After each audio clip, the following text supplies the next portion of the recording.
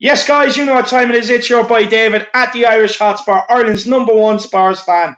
With his boy Marcelo, America's #1 Spurs fans, Brazil #1 Spurs fan, bringing you the hype, the passion, the emotion, everything you want. With my boy David, my #1 main man, my Batman to the Robin. Come on, let's go. Let's go, let's go. I can't wait for this show. And tonight we are bringing you the second episode of Frenemies. And today we will be talking about 6 players that we want in and 6 players that we want out. And we've kept it realistic as well. But look, before we get into it, let's tried. run through. Sorry, go on. We tried. With Enoch, you never know. You know what I mean? This may be unrealistic. Yeah, no, 100%. No, look, it's realistic in terms of what we think, but with Enoch, again, I agree with you. We never know. But look, before we get into it, let's run through a few formalities. Look, make sure you've already smashed the like on the stream. Make sure if you're new, you smash the subscribe on the channel. Grab yourself a channel membership. The link for the memberships was in the description below. And also, get your super chats in. It really does help the channel grow. It helps take the channel to the very, very top. But look, Marcelo, first of all, how are you keeping? And then for the first 5 minutes, we're going to welcome a few people in. Doing good. I'm ready to go. Listen, I was thinking about this list all day, and I'm sure you and I won't agree with some things. There's a lot of guys that need to go. We need a lot of people to come in. There's a lot of players in the market right now. If there's a time where Spurs empty out their wallet, this is the time. A lot of players running out of contract. A lot of players saying they're available, wanting to go. And I can't wait, man. This is going to be a good show. I think this is going to be a good show. And I think, we're going to get a lot of education. The whole point of the show is just, sharing our opinions and, just trying to get everybody's voice out there. No, 100%. I fully agree with you. And I can't wait to get this going. But first, let's. The channel members are going to keep my deal with these guys. So, channel member shout outs. We have Arthur Everett, Adam Fox, Spartan 7 Game, and Jordan Stevens, Elliot Walsh, Wayne Bonner, Matthew Collins, Will Stewart, THFC Rants, Brian Daigle, Wayne Winter, Joe Grimes, Premier Hotspur TV, Full of Paladin, Danny Kiriakou, Dolphin Scry, Nathan Callow, Kieran MacDonald, Celery Agent, Bob Spur TV, The BG, TJ Lewis, Kev Williams, Rob C, John McCauley, Clegg UK, Jack Kanicki, James Watson, The Smasher, and Mary McGee. Big up, everybody. Big up, everybody. We're going to welcome a few people to the building. We have Emily Dunn. She's in the building. Hashtag Irish Army. Love this comment from John Cooper. He says, find yourself a woman that kisses you like David kisses his badge. 100%, lad. 100% pure passion, man. You know that. I'm glad you spotted that. Big up, John. Wayne Bonner. Big up, Wayne Bonner. He says, Sanchez, Lamella, Winks, Ali, Enoch, and Hitchin. Absolutely love it. Shamu, big up Shamu. Yeah, it is. It is good. We also have Jordan Stevens. Big up Jordan Stevens. Colin Lumsden in the house. The Smasher. Big up. We have Adam Fox in the house. Big up Adam Fox. He says Rose Wing, Steyer, Ali will definitely go. It's tough to go for Doherty and Davies because of the quality of homegrown. So I see one of them staying. Could be a window. I hope it's a big window, my man. Big up Wayne Bonner, MS, everything football, big up, loves music, big up, loves music. Tottenham teachers in the house, big up Tottenham teacher. Big up Ronak Khanna. Let's big up Will Stewart. Will Stewart's in the house. Big up Will Stewart. He says he's absolutely hyped for this stream, 100%. William Hopkins. I wonder who he wants to go first. I wonder. Yeah, no, 100%. There's definitely one name that screams out for me there anyway, and that's Lamella. Big up Lily White Lane as well. Don Robbie. Big up Don. Dan N, big up Dan N. He says the lads are back. Of course we are. Big up Holly, by the way. We have a couple more to get to. We have Brian C. Big up Brian C. Rob C's in the building. David's in the building. Big up David. THFC Gaming is in the building. Big yourselves up. Big up to Joe Grimes. Absolute legend. Good to see you out there around the different channels. Will Stewart with the super chat. He says, let's go. I'm looking forward to the heat. 100% Will. I'm absolutely looking forward to it. Look, to be honest with you, this show might not be as much heat. We're probably going to agree on a lot of things here, But big yourself up. We have, sorry, do you want to say something to him, Marcelo? No. I mean, hey, who knows? Maybe we don't agree with everything. There's a lot. Listen, I'm saying this. I'm already seeing the list. Some of these guys are not even on my list. it's only 6 players that needs to go, and only 6 players that need to come in, and it's gonna be tough, man. I think there's a lot of tough decisions to make. No, there's loads, but big up Will Stewart for the super chat, my man, absolute legend. Everyone else, follow suit, get your super chats in. Really does help the channel grow. You've no idea. Big up GGMU I did see your email. I will respond to you, my man. Neil Williams, big up Bob Spur as well. So look, Marcelo, look, we may as well just get into it, my man. So we're gonna start with players out, and I'll let you go first. Players out, obviously the guy I dislike the most out of this whole, squad. I always harped about him, even when he was the top of the league. I said he was crap. I never liked him. I wanted him to go about 5 years ago. Eric Dyer. Eric, diabolical, man. For me, he is our worst defender. I think he has been. I think when we were top of the league, people had this facade that he was a good player, but I think it was just because we were getting the wins. And I think Toby was excellent during that run. I really do. I always said he was our best center back. I said he was covering for Moon Boots a lot, and I felt like only realistically, Dyer's only had for my standards of a defend of a good defender from my some people, they may have different standards. I have a higher standards when it comes to defending. For me, he only had 2 good games. Where I say he only had 2 really good games. I think it was against City. I thought that he had a really good game there, and I think against West Brom, the away tie, he had that goal line clearance. He was really good that game. But other than that, almost every game, lack of fundamentals, poor passing, his positioning is not the best, lack of pace, lack of even physicality for a guy that's 6 foot tall. Yeah. And I mean, the only thing he has is that he holds his ground pretty well, but even then he also has lack of this right here. Loses concentration way too easily, very rash. So for me, Dyer has to go. He's the first player out, in my opinion. I'll pack the saddlebags for him. The second one. Look, Wayne Bonner agrees with you here as well, Marcelo. He says, I think we should keep Dyer as a ball boy. No, look, I fully agree with you on Eric Dyer. For me, look, he's been here too long. He's missed more football than what he's played, in my opinion. He's one of the people that I call, the robbers, where they come in balaclavas and steal their wages. Look, his passing isn't great. He's, like you said, Marcelo, he switches off way too often. I think I could count up 10 points he's cost us alone this season. I honestly, sometimes I watch him out, and it's almost like he's wondering whether he TiVo'd a show or something. You know what I mean? Like he's like, did I remember to record that? He's like, oh wait, I'm playing football. It's like he's absolutely diabolical. He's the worst defender I've ever honestly. The other team get a set piece, lad, and he's standing there thinking, did I record Coronation Street? Can't remember. You know what I mean? Yeah, no, look, man, he is terrible. So you agree with me, Dyer out? I think we agree with that. 100%. I agree with you. He's on my list. All right, you ready for the second one? I'm ready. Let's go. For me, this one was tough, man, because I do really like this player, and I do really have a lot of respect for him. And if he stays, for me, I would love if he stayed another season. But for me, I think it's time. It's the right time. And I think it has to be Toby. And the only reason why I'm not putting in Sanchez, although Sanchez is a terrible defender,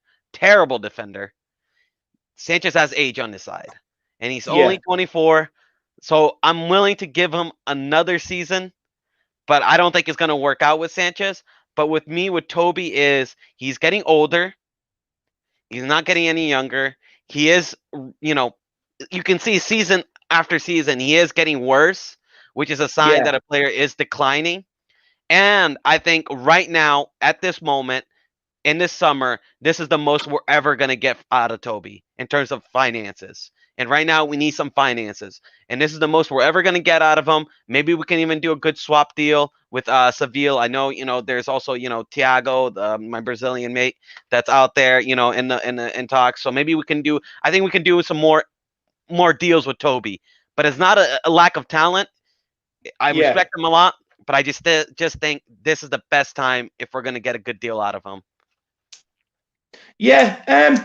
Look, with Toby, for me, he's not actually on my list to go. I was thinking about it. I was heavily thinking about, don't get me wrong, with the age and stuff like that, and trying to get a bit of money for him. But for me, I just think with the likes of Roden and that there, I do think, he'd be absolutely crucial to keep at the club. I'd rather him, the likes of Roden and Tanganga and that learning off Alderweireld than what they are off Sanchez or Dyer, to be honest with you. You know what I mean? The only thing they're going to learn off Sanchez is how to lie down on the ground face first. You know what I mean? No, you got a point. Listen, I have if you said sell Sanchez, I have no defense against that, man. I put my two hands up. You know what I mean? Like, I would sell him too, but my list compile is 6, and I'm just trying to be strategic about it. Yeah. No. That's fair enough. No, look, I can see your point. And like I said, I heavily thought about it. But who I want to bring in and all, I've just decided against it. Yeah. But who's your second out? My second out, being honest with you, is Ben Davies. Ben Davies? Yeah, that's fair enough. Honestly, yeah, he doesn't. I just think with Davies, you know why? I said, you know what? I can let Davies stick around for another season because Sessegnon is going to be coming back, and then we're going to have 3 left backs. So we're probably not going to see much of Davies anyway. So that was my thought process. I was like, I think he needs to go, but with Sess coming back, I doubt he'll get much game time. And it doesn't hurt having him a third choice, in my opinion. It doesn't hurt. No, look. To be honest with you, this is another one I thought about because it wouldn't surprise me if Mourinho's here. That Mourinho keeps him, sees him as a left-sided centre back next season. Yeah. Bring Sessegnon back, promote Dennis Sirkin, and push Davies into a left-sided centre back. We've already seen him trying to do that. But for me, honestly, Marcelo, I can't take any more of this guy. It's the same thing I see week in, week out, right? Yeah. They say with age you're supposed to get. With age you're supposed to get wiser. Honestly, he just doesn't learn. It's the same shit I see week in, week out. Honestly, I cannot stand seeing his number just chasing after someone every single time the ball goes down his side. Yeah. Or seeing, the ball sprayed out and you're like, oh, where's Ben Davies? Is he injured or something? And then he pops out from behind the centre back. I can't put up with it anymore.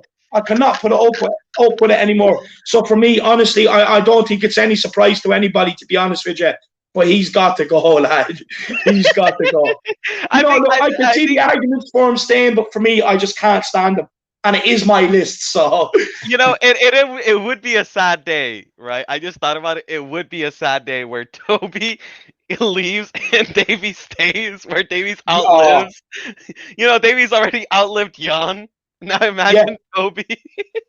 There's no way he can outlive Toby and Jan, lad. Not fair. But for me, I think with Enoch, where I would make my argument is Enoch sometimes have held off letting players go, and they wait a little bit too long. Like I felt like we should have sold Eriksson earlier. If we had sold him at that time, we would have gotten a lot of money from him, and we could have bought a quality player. But then we let his contract kind of run out, and then we kind of just sold him for 20 million. So I think this right now, since Toby is still has 3 years left in his contract, he's still a quality center back. So a lot of teams will still want him. I think this is right now is the most we'll ever get out of Toby. While Ben Davies, if we sell him, we won't get anything out of Ben Davies because the only team I see wanting Ben Davies is, I don't know, a League 2 team. Really, honestly. For me, I think with Sessegnon coming back, who not only will he be able to play left back, but left wing as well. But you also have Dennis Sirkin there, who was one of the first players Mourinho brought up from the under-21s when he first came in to put him on the bench. And I do think he believes in him. He's just been unlucky this year with the debt in his family, I think, and injuries and stuff like that. But for me, he played a lot of preseason and stuff like that. And I do think, he could be in and around the first team next year. Look, obviously as a third choice left back, in my opinion. But for me, Ben Davies, with Sessegnon coming back, it's one you could easily put on the transfer list. And I think a lot of fans wouldn't be too sad to see him go. No, 100%. I won't be crying if Ben Davies goes. Trust me on that. I won't, what I mean? But for me, it's just with, I don't know. I just looked at it we're going to have Reguilon, Sessegnon, Sirkin. Yeah. Maybe I won't have to suffer, unless they all get injured. Maybe I won't have to suffer. Maybe. Look, one thing I can guarantee, one thing that is guaranteed, right? It's more guaranteed than Christmas, and that's every year. Is Ben Davies pissing you off, lad? Yeah, that's true. It's guaranteed. It's guaranteed, lad. We have a super chat here from Rob C. He says we should have cashed in on Dyer last year and kept Jan for another season. Totally agree. He needs to go. Look, 100%. I agree with you. I would love to have cashed in on Dyer and kept Jan. And there was this thing surrounding Jan and his concussion and stuff like that. But no, look, of course, I still wish Jan was here. But it'd be interesting to kind of find out what really went on there. Because don't forget there was the rumors about him sleeping with Eriksson's wife and stuff like that. You know what I mean? And then the two of them were gone and stuff like that. So it'd be very interesting to kind of find out what went on there. But no, I agree with that, Rob C. Big up, Rob C. And everyone else, let us know. Do you agree? Would you rather Dyer out the door first or Sanchez out the door? Let us know.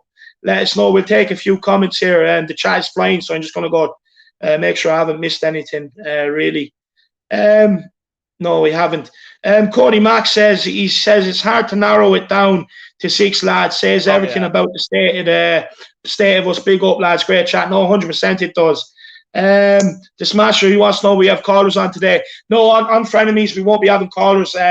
It's just a show that me and Marcelo, we were talking about doing for ages and put together. It's just going to be me and Marcelo burning the ears off you. Unfortunately. But Friday, there's the phone-in show, the Smasher. Jack Norfield, I actually think Josie likes Davies, so it wouldn't surprise me if he stays 100%. That's what I was saying too. It's just my personal opinion. I just can't stand him as a player. Davies is like a cat with a laser point, 100%. I'll just say this, guys. There's 114 of you. Let's get those likes up. Let's get more people into this chat. Let's get more people into this community. Let's get those likes up so people can come in and, let their opinion go. But keep telling us who you want out. David will try to do the best he can to get that read out, but to make sure to get that super chat if you want us to completely read the 6 people you want out. But just wanted to say that. Let's get those likes up though. No, big up, 100%. Smash that like button. You know what I mean? Especially if you can't put in super chats and all. Smash the like button, promote the shit out of the video. You know what I mean? And then any of you lads who are on good money, don't be afraid to get the super chats in and have your say. Like Paul Markey has done here. My man Paul Markey says, bring fight back, having a good season. Better than Aurier or Doherty. Also versatile. Look, there's probably 2 or 3 players that me and Marcelo probably will touch on after we've given their 6 out and 6 in. And, other players that are potentially up for sale, you know what I mean? But then, I was looking at the squad today. Being honest, I probably could have picked 12, 13. And I'm sure you're the same, Marcelo. I'm sure there's a lot of people out there the same. But big up Paul Markey. He says, better than Aurier and Doherty. No, look, he's young. One thing I did like about Voigt is that, he had the confidence to play on the ball. Whether it paid off or not, sometimes that comes down to decision-making, learning, experience, and hopefully the loan has done him good. And look, it'd be interesting to see if Jose has plans for Voigt. But good shout, Paul Markey. Absolutely love that, my man. Great shout. We have Ronak Kani says, just like the stream, big up, lads. Big up, Ronak. Look, as soon as you tune in, you should be liking it. Before I even come live, it should be like, my man, but big up. Holly Agenbar, Winksy, look, don't worry, Holly, that's coming down the road. Don't worry about that. Do you think when Jan got his head injury, we should have had a penalty in the first leg versus Ajax? What do you think, Marcelo? I mean, doesn't really matter. Really, we won the game. Yeah. But yeah, no, I thought that was a penalty. I thought that was a terrible tackle, but it doesn't really matter, does it? It didn't really. Yeah, so Joseph, we still went through anyway, my man. We still went through anyway.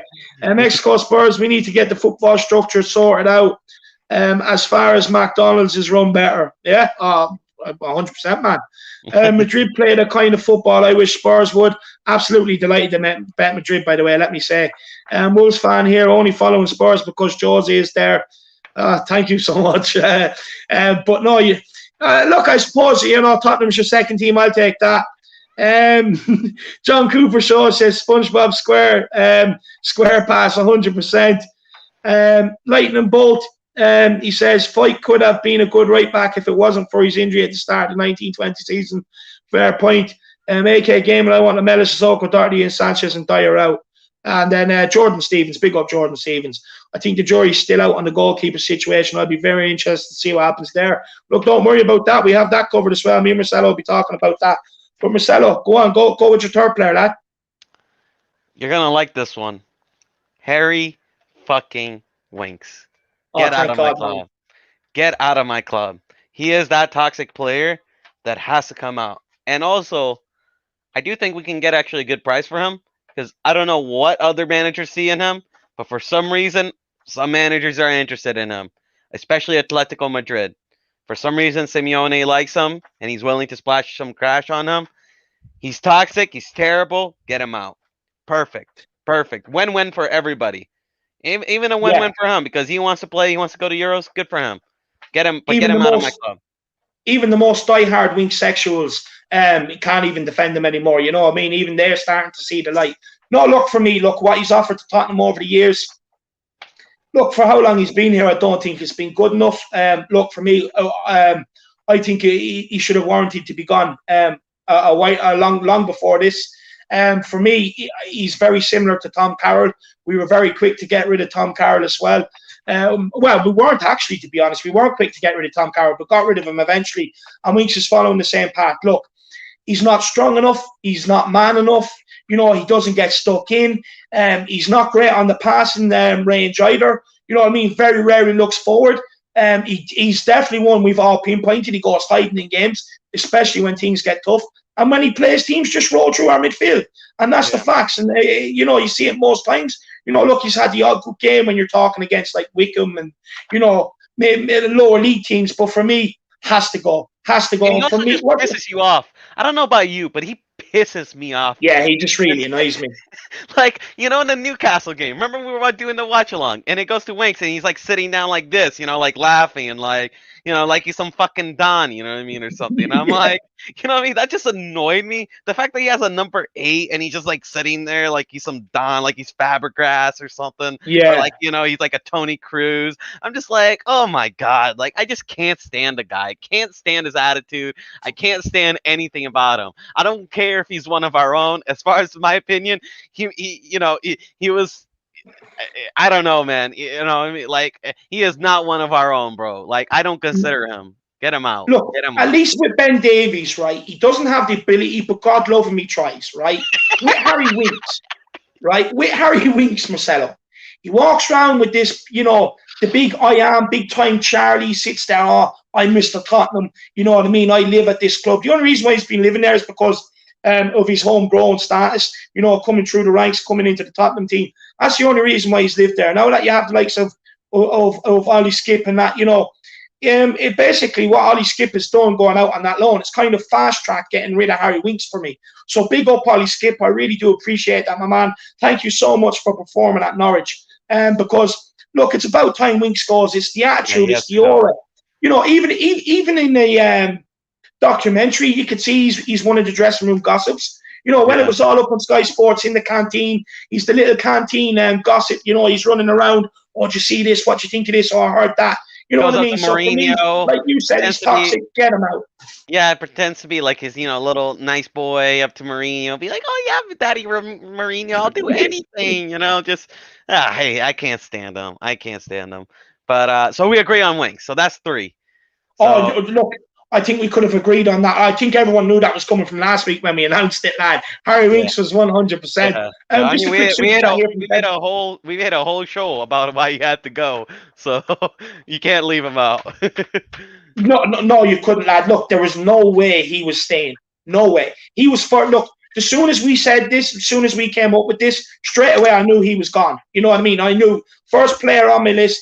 Get him out. Just a quick super chat here from Kev Williams before we move on. I want to ask you how much you think we get for Harry Winks, Marcelo. Kev Williams says, I'm fed up with Dele Alli. Can I see him? Ali, I can see him being toxic. Kev, don't be worrying about Dele Alli. I think we'll be getting on to him. But don't worry about that, Kev. We have Dele Alli covered as well.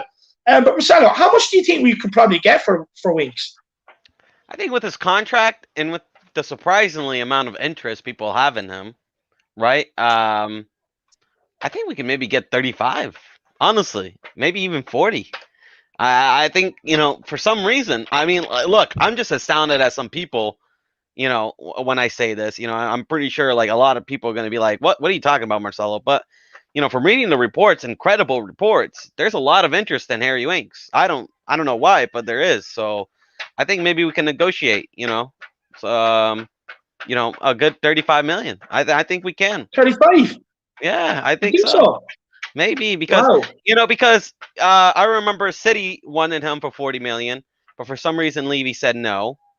So and then now Atletico, Simeone wants a midfielder because he's losing. He's already losing some of his best midfielders, so he wants to kind of rebuild that. And Harry Winks is apparently on his plan. So I think we can maybe squeeze a lot out of Atletico. I think we can. Yeah, yeah. No, look, it'd be nice. I don't think 35, to be honest with you. I'm thinking in around 20, 25. I would be so happy if we got 25 million. Honestly, you know what I mean? I'd probably like want to go over and, go to Levy and just be like, man, tell me how you do this.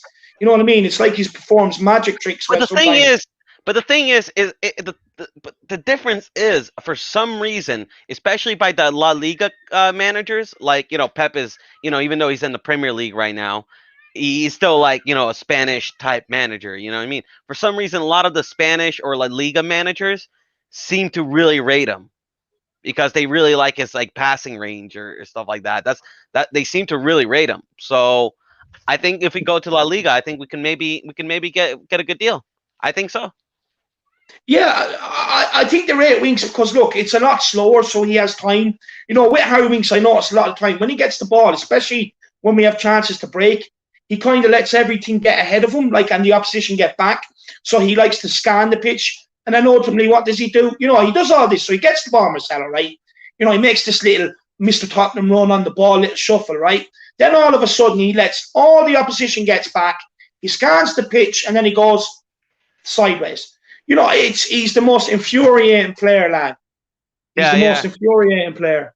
No, he slows down the whole game. So number 3, we agree, Harry Winks. All right. So you ready to go for number 4? Yeah, let's go number 4. Um, I put in Musa Sissoko, and simply the same thing. It always starts from him. You know what I mean? When Musa Sissoko is an influencer in your locker room, that's when things start getting a little bit hairy, lad, because he's not the best. He doesn't have the best mentality, and I feel like part of why we're so lazy is because of him. I Yeah, mean, imagine Musa, you looking up to Musa Sissoko, not really the player you want to be looking up to, or you want running your locker room.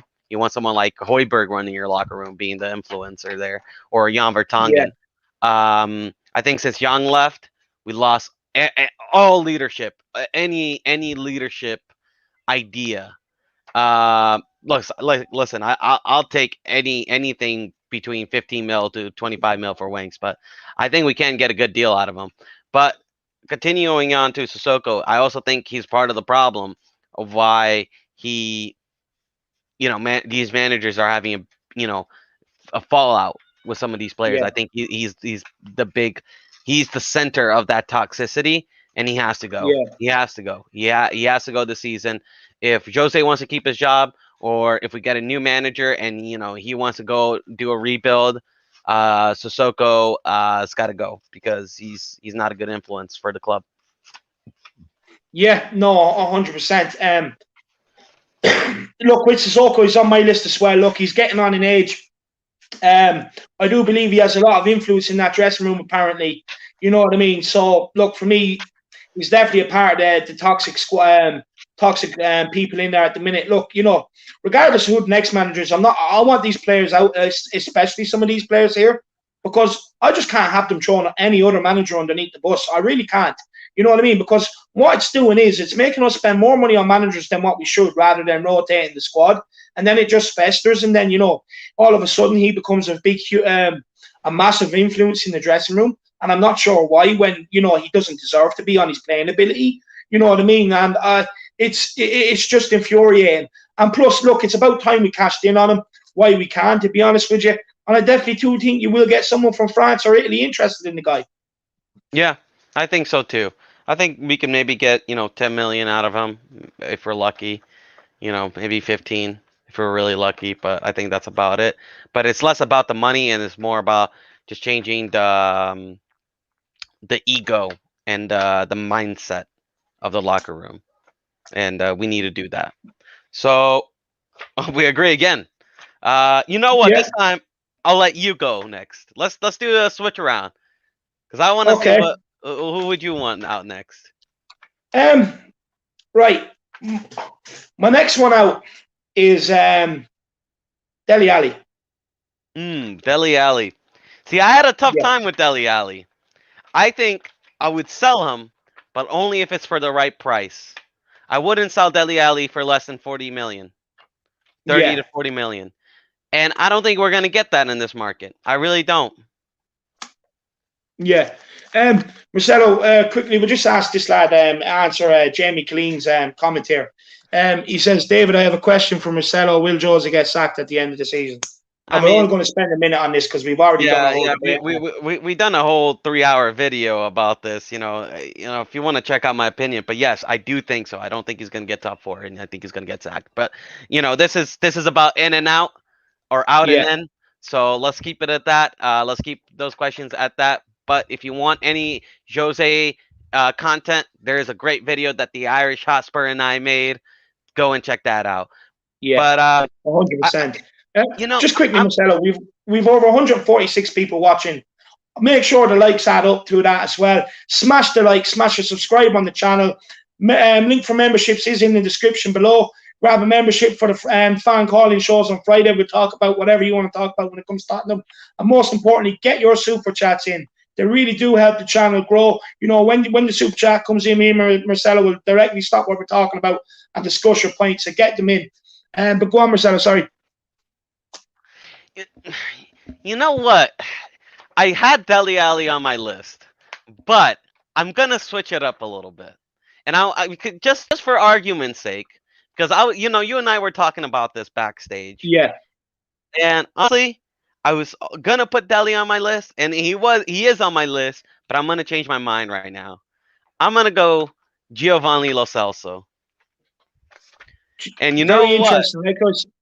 Very interesting. One of my mates was saying that to me today.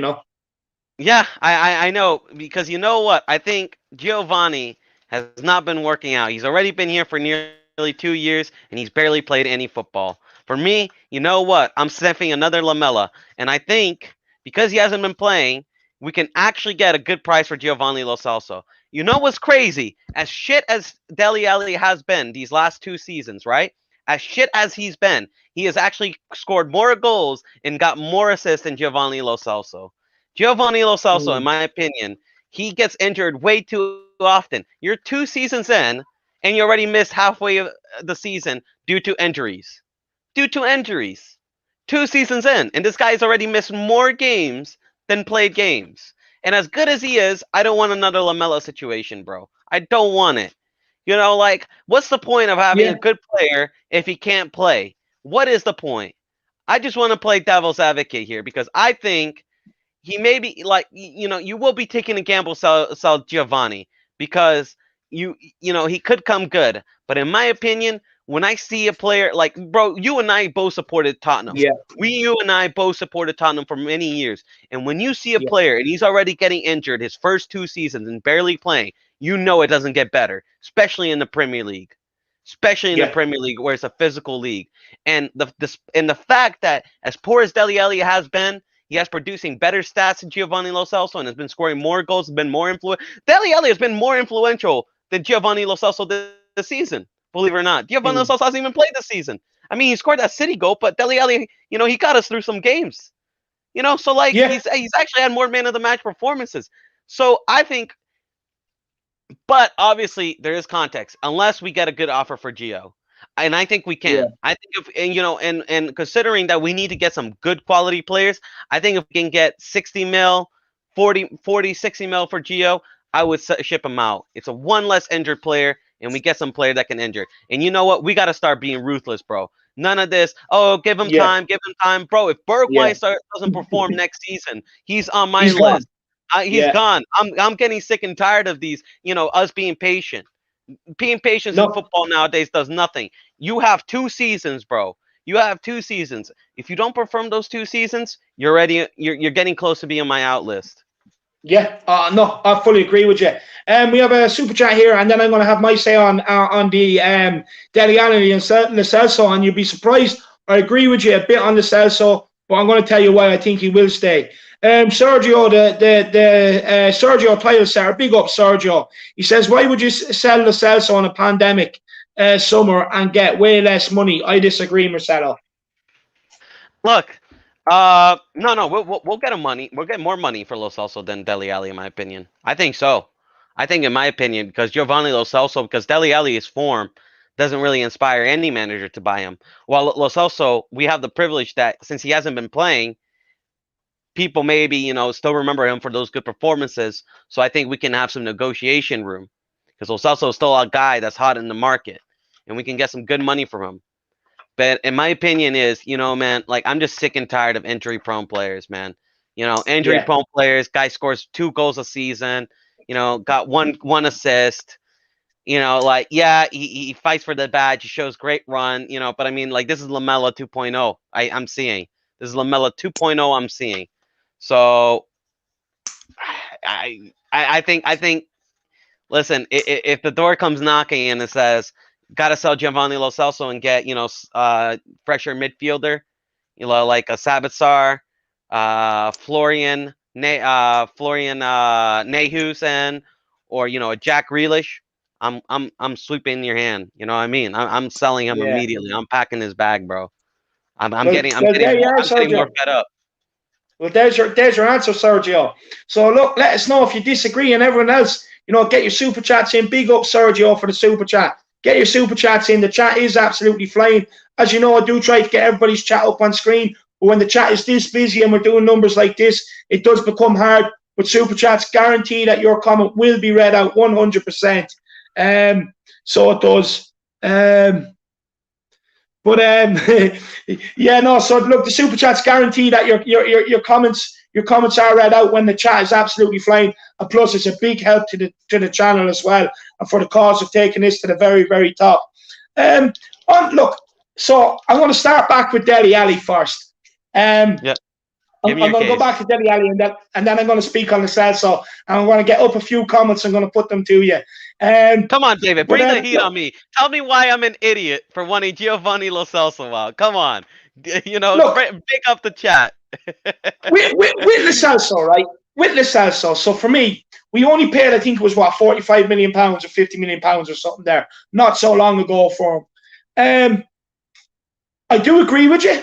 Everything is looking like Lamella 2.0, the way things are going. I 100% agree with you on that. My friend also said Lo Celso to me today. And when he first mentioned it, I was like, no, you're a madman. But the more he said it to me and the more he said why, I was like, I can understand. And he said the exact same thing to you. He says, potentially there will be someone sniffing in the market for him. And he does think we'll get a good price for him and things like that. And if you're looking at it in terms of midfielder, like after Harry Winks and Sissoko, well, he'd be next. Apart from Dele Alli, he'd be next on the list. So there is an argument for it. But look, we're going to get a few chats up here, so that you just a few people's comments here. Joseph Cattle says Gio's quality carried us for months last season. There's more than a goal and assist. He's wanted by Juve and Atletico. What do you think on that, Marcelo? Saying that he carried us, I mean, we didn't even win any of those games. You know what I mean? Like the only time he really carried us to a victory was against Southampton. He was good, but as far as I'm concerned, when Kane got injured, it was Sonaldo that was carrying us. He was the one that was bagging in the goals. He was the one that was making the great plays. The one that saved us against Villa. Well, Sonaldo doesn't get enough credit, in my opinion, for that season. He was easily our best player. He stepped up so big for us. And then when he got injured, it was clear that he was standing up for us because we did not win a single game without Sonaldo and Harry Kane. Think about this, David. We did not win a Yeah. single game. We got knocked out by Norwich. So if Lo Celso was carrying us that season, he wasn't doing such a good job because we didn't win a single game when Sonaldo and Look, Kane came out. I So wouldn't no, say he it wasn't carried his us. fault. You He know, was good. he Yeah, but he probably played his best football at Tottenham over the course of his career. But I wouldn't say he carried us through the games. You know what I mean? David here, he says, and this isn't me, by the way. This is the guy from Korea, if I'm correct. He says, Gio is class, though. I know he's been getting injured a lot, but he deserves more of a chance. And Marcelo, that's another thing that annoys you, the chances no. that we give players. What do you think No, on that comment there? listen. The only reason we're in this shit mess is because we keep giving players chance after chance, and for me, like, yes, you could say, well, Marcelo, why aren't you saying Lamella then? Because we're not going to get any money from Lamella. Lamella is going to give us like 5, 6 mil tops. You know what I mean? We're gonna the only club that might want Lamella is like River Plate or Boca Juniors. You know what I mean? Like, we're not going to get loads of cash from him.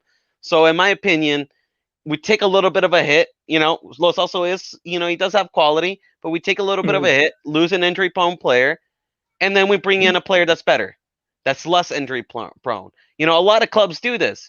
Sometimes people don't understand this, but you got to take a little bit of a hit. You know what I mean? Yeah. And in quality, Yeah. you need to take a little bit of a hit, and so you can replace someone that's better. And I have someone on that list that I think can fill Giovanni Lo Celso's boots a whole lot better, 10 times better, and maybe we can get him Yeah. for less. And you know That's, who it is, but I'm not gonna say it yeah. yet. But No. We'll get on to that. 100%. I'll be strategic. Dark Sung G21. Big up Dark Sung G. I want to bring up his comment. Absolute legend. He was mad on the super chats there the other night. I feel like if we can get 3 points from Man United, Everton, Southampton, and Leeds, the mentality will change. I would keep Lo Celso rather than Coco. Listen, I agree with that. You have a point about keeping like Lo Celso over Coco, but I'm just thinking about it strategically. We need to get players in. This is a realistic type thing. If we sell, listen, we're not going to get a lot of money from Dyer, Toby, and Coco. You know what I mean? We're just not going to get a lot of money from those guys. So I think we need to sell a player that's a little bit bigger that can get named. And I think Lo Celso is that one. He's injury prone, doesn't play. Why keep a player that doesn't play? Makes no sense. Makes no sense. Yeah, no. Look. That's a fair point. That's a fair point. Look, ultimately, I do think I would rather give Lo Celso another season than Dele Alli. To be honest with you, I do agree with you. I do think eventually down the line we will end up selling Lo Celso, and I do think we will end up having a different opinion on him further down the line once we get in better players and stuff like that. But right now, the reason why I think Dele Alli is because, look, he hasn't really performed in 2 years, maybe a little over 2 years. Yeah, but he's been better than much of his.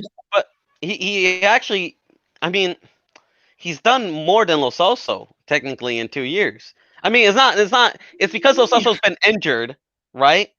But still, like, being fit and being in the season is a big part, right? Like, wouldn't you say? So, Yeah.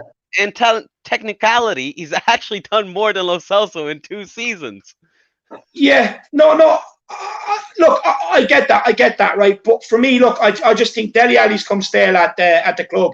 I did say at the start of the season, if he doesn't have a good season this season, I want him gone. I do want him sold, and I maintain that because for me, look, I do think he's a negative. I do think he has a good influence in the dressing room as well, and I do think it's a negative influence. You know what I mean? So for me, look, I just think it's time. There's interest there with Poch and PSG.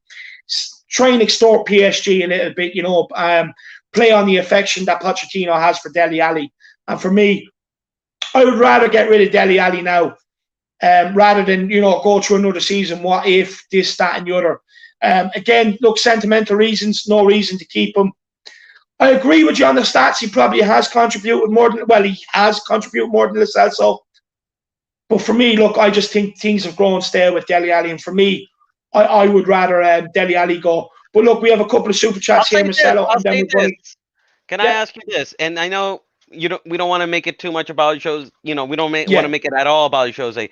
But I just feel like if Jose, maybe if he goes, right, there is a manager out there that could get, if we get a manager like a Pochettino, he can get a lot out of Dele Alli. I think so.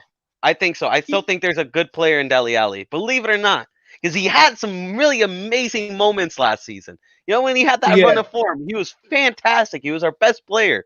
So I don't know. Maybe it's nostalgia that's getting the best out of me here, but I just No, think look, there is 100% something we can get out of him. I still think look, so. there's I going to be a don't lot of blame you. people. There's going to be a lot of people there that are going to be like, man, like to me, like you're talking shit. You know what I mean? But for me, that's just my reason. Look, we've had Pochettino. Look, he went bad under Pochettino. He's been bad under Mourinho. Yeah. And I think it's two managers. I don't know. I don't know whether a third manager get any better out of him. For me, I do think he needs to leave. But look, there's cases for both. And a lot of people are seeing both points, your point and my point. You know what I mean? But look, I'm going with Dele, you're going with Gio, because we both have different sort of ideas, which is good. Before we get on to the last player out, Marcelo, I have 2 super chats here I need to take. Big up Dark Sun G21, my man.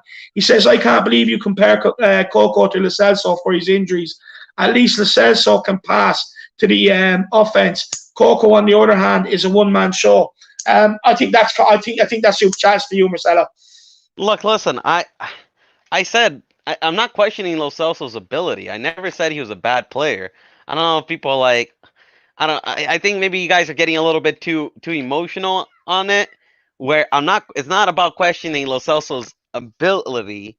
It's more questioning whether he can stay fit, and also what we can get out of him. Like I said, believe it or not, in Lo Celso's or Lamella's like 4th season, in Pochettino's 1st season, I said, Lamella's got to go, bro. Like I was saying, he was one of the guys that I was saying, Pochettino should get rid of. I've been saying it for years. But as the years went by, his value is so low, right? His value is so low that like if we sell him, we literally will get nothing out of selling him. You know what I mean? Like it would be like letting his contract right now. We will probably get, bro. If we can get $5 million for him, I'll be impressed. But we will get nothing out of he is not in the market. At least Giovanni Lo Celso is in the market because he has quality. Yeah. But for me, since he is injured a lot of time, for me, I don't care about quality, man. You know what I mean? If you're injured all the time, that quality doesn't matter. It's like having a Ferrari, but you can't drive it. What's the point? Yeah. No. So look, with Lamela, for me, look, I do think it depends on who the manager is going into next season. I do think if it's Mourinho, I think Lamela stays for that last year of his contract and sees it out, and then we let him go on a free. Because look, like you said, there's not going to be much market value in him. You know what I mean? He's a body there. When he does come on, and look, I know Will Stewart, he's going to kill me here, but he tries hard. He runs about. At least he has when he does play, he will put it in. And for me, look, let him wind down his last year. Having a better season. Yeah, Lamelo's having a better season, Giovanni. Yeah. Believe it or not, he's actually having a better season than Giovanni this season. So, you know what I mean? Like he's actually having one of his best seasons. Yeah. No, look, he is, and that's the thing. He is. So for me, look, that's my opinion on it. But big up Dark Sun G for the super chat. Big yourself up, my man. We have Loves Music. Big up, Loves Music. It says our defense should be learning from Ledley King. Look, to be honest with you, I don't think these players are actually, some of these defenders are coachable. Like we said before, Eric Dyer's too busy thinking about did he record Coronation Street. Davinson Sanchez needs a GPS to know where the ball is. Ben Davies, it's like he trains on a roundabout. So there's nothing anyone can do with some of these players. They just cannot absorb what our greatest defender and one of the greatest ever defensive managers in the game are telling them. They're just not capable of absorbing it. Huh? You ever seen X-Men? Have you ever seen the movie X-Men? You know who Magneto is? The guy with the big helmet? He uses the big helmet because he's combating his friend who has telekinesis. That's what these some of these defenders have. They have the Magneto helmet, so no matter what Ledley King tries to get to their head, it just doesn't go through, man. Yeah. No, honestly, like if I was sitting there in a room trying to give Eric Dyer some information, I'm pretty sure he's just sitting there and he's one of these guys just like, Yeah. And then, okay, so Eric, what did you learn today? To be honest with you, I was thinking about what my mom cooked me for dinner. Do you know what I mean? That's the sort of guy he is. Honestly, he's just brain dead. Look, there's nothing Ledley King can do, my man, until we just get in players that me and Marcelo will be getting onto now in a minute that we can actually, we'll actually, actually, I've done my research, are intelligent players and don't switch off. And we have a super chat here from Vam Shitty. He says, totally disagree with Marcelo. Dele Alli can't be consistent for the past 3 years. He is not at his best and slow off the pitch or slow on the pitch. How can you say? But I also can ask you this. No, but also I can ask you this: how is Giovanni consistent? Because he gets injured like every 5 games. That's not consistency. Consistency is about being fit. Being fit for the games. Dele Alli hasn't played because he just, they're better midfielders, and he's having this, little tussle with Jose. But in my opinion, Giovanni can't play because he's not fit, so he's not even available. So even if Jose wanted to play him, he couldn't. So I'd rather a player be available for most of the season than not. So he's missed, like Paulo Dybala said in this comment section. Giovanni last season missed Giovanni so far has missed 36 games, and this season he has missed 27. So that is a player we have not had all season. And I guarantee you, David, after 3 games, he's going to be injured again. Guarantee you. Yeah. I'm not. Look, I see what you see in him with the injuries. I see it. I can see it all over. The thing is, right, in my opinion, I'm not afraid to say things that I believe that is going to happen. I'm not afraid to say it. Some people, yes, Dele Alli, he doesn't have a great attitude. He doesn't have a good attitude. But what's holding back is an attitude. You can fix an attitude, bro. There's a way you can fix an attitude. Believe me or not, you can. So I think there's ways to work around. But if a player is injured constantly, there's no fixing that. There's nothing you can do to fix that. There's nothing Jose can do, or whoever can do to I don't know, Jose can't do surgery on him. You know what I mean? He can't, heal him up and spread, do like a Karate Kid. You know what I mean? And heal him up, bro. You can't do that. So I think it's just a matter of time, bro. You know what I mean? I feel like this is gonna be a constant conversation with Giovanni Lo Celso about these injuries and how he's a great player, but he's always injured. He's always injured. Yeah. And this is going to be, I'm telling you, injuries do not get better, especially when you're playing the Premier League. So, are you going to at least be honest about how and why he is injured, or are we just going to gloss over it? I mean, I don't know Giovanni Lo Celso personally. I mean, I can try to give him a phone call. I can't tell you why he's injured. All I know is he's missed that many games and he's injured. So whatever is going on, he's injury prone. I don't know, man. I personally, believe it or not, an injury prone player, there's nothing you can do with an injury prone player. But you know what the mad thing is, though, Marcelo? Do you know before he came to Tottenham, I think he only missed 2 games through injury. Yeah, it's because I personally, what I think it is? I just think he just can't handle the physicality of the Premier League. That's what Shmoo was saying here. Yeah, I think the high intensity of the Premier League, he just can't keep up with it because in La Liga and League One, it's a lot more cleaner football. Sergio Title Chatter, he says even injured and limping, Lo Celso's still better than Winks. I can agree with that, bro. But in my opinion, I think we can get more out of Lo Celso. I think he's hotter in the market than Dele Alli.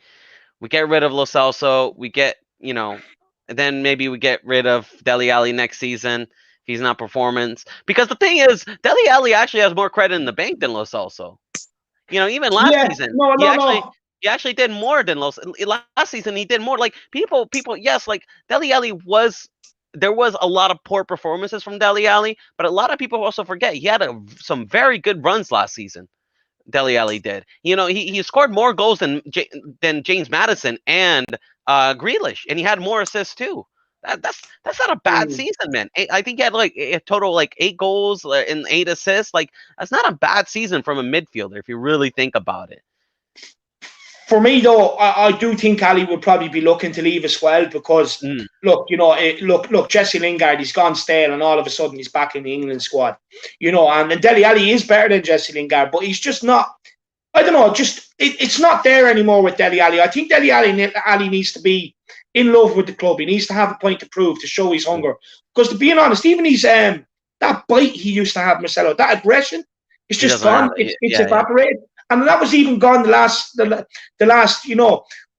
the start of the season under Pochettino and stuff.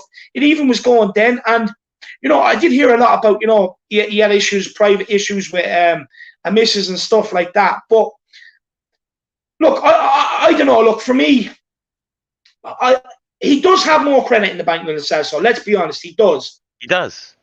I just think he's more sellable, especially with PSG interested than Lo Celso. I do think Lo Celso we can afford to get rid of. Who would you say is hotter in the market though, Lo Celso or Dele Alli? To be honest with you, I'd say Dele Alli because I think a lot of clubs will look at the situation and think that they can turn it around. You know what? We've done with some players over the past. I don't know about that, man. I feel like the talks down for Dele Alli has died out. I think the fact that he's not helping himself. Dele Alli is not helping himself with his attitude. So I think a lot of talks has died out. But I've been hearing some talks about Giovanni Lo Celso being wanted by a couple of clubs, and they're willing to spend big. So it'd be interesting. Be interesting. I'll just take this comment from Kev Williams in the super chat, and then we're going to get on to our very last player we want to sell. So look, Kev Williams, he says, David, what's happening at our club? Is it a crisis unfolding or is it all overhyped? Look, Kev, this is my opinion on it. So, look, this summer I think is going to be our most crucial summer, I think, in a long, long time in Tottenham's history. I do think we have a chance to turn it around if we're willing to do the business, if we're willing to take a hit on certain players, if we're willing just to get them out the door, if we're willing to put money in and get players in and get a new squad together and stuff like that, I do think it can be salvaged.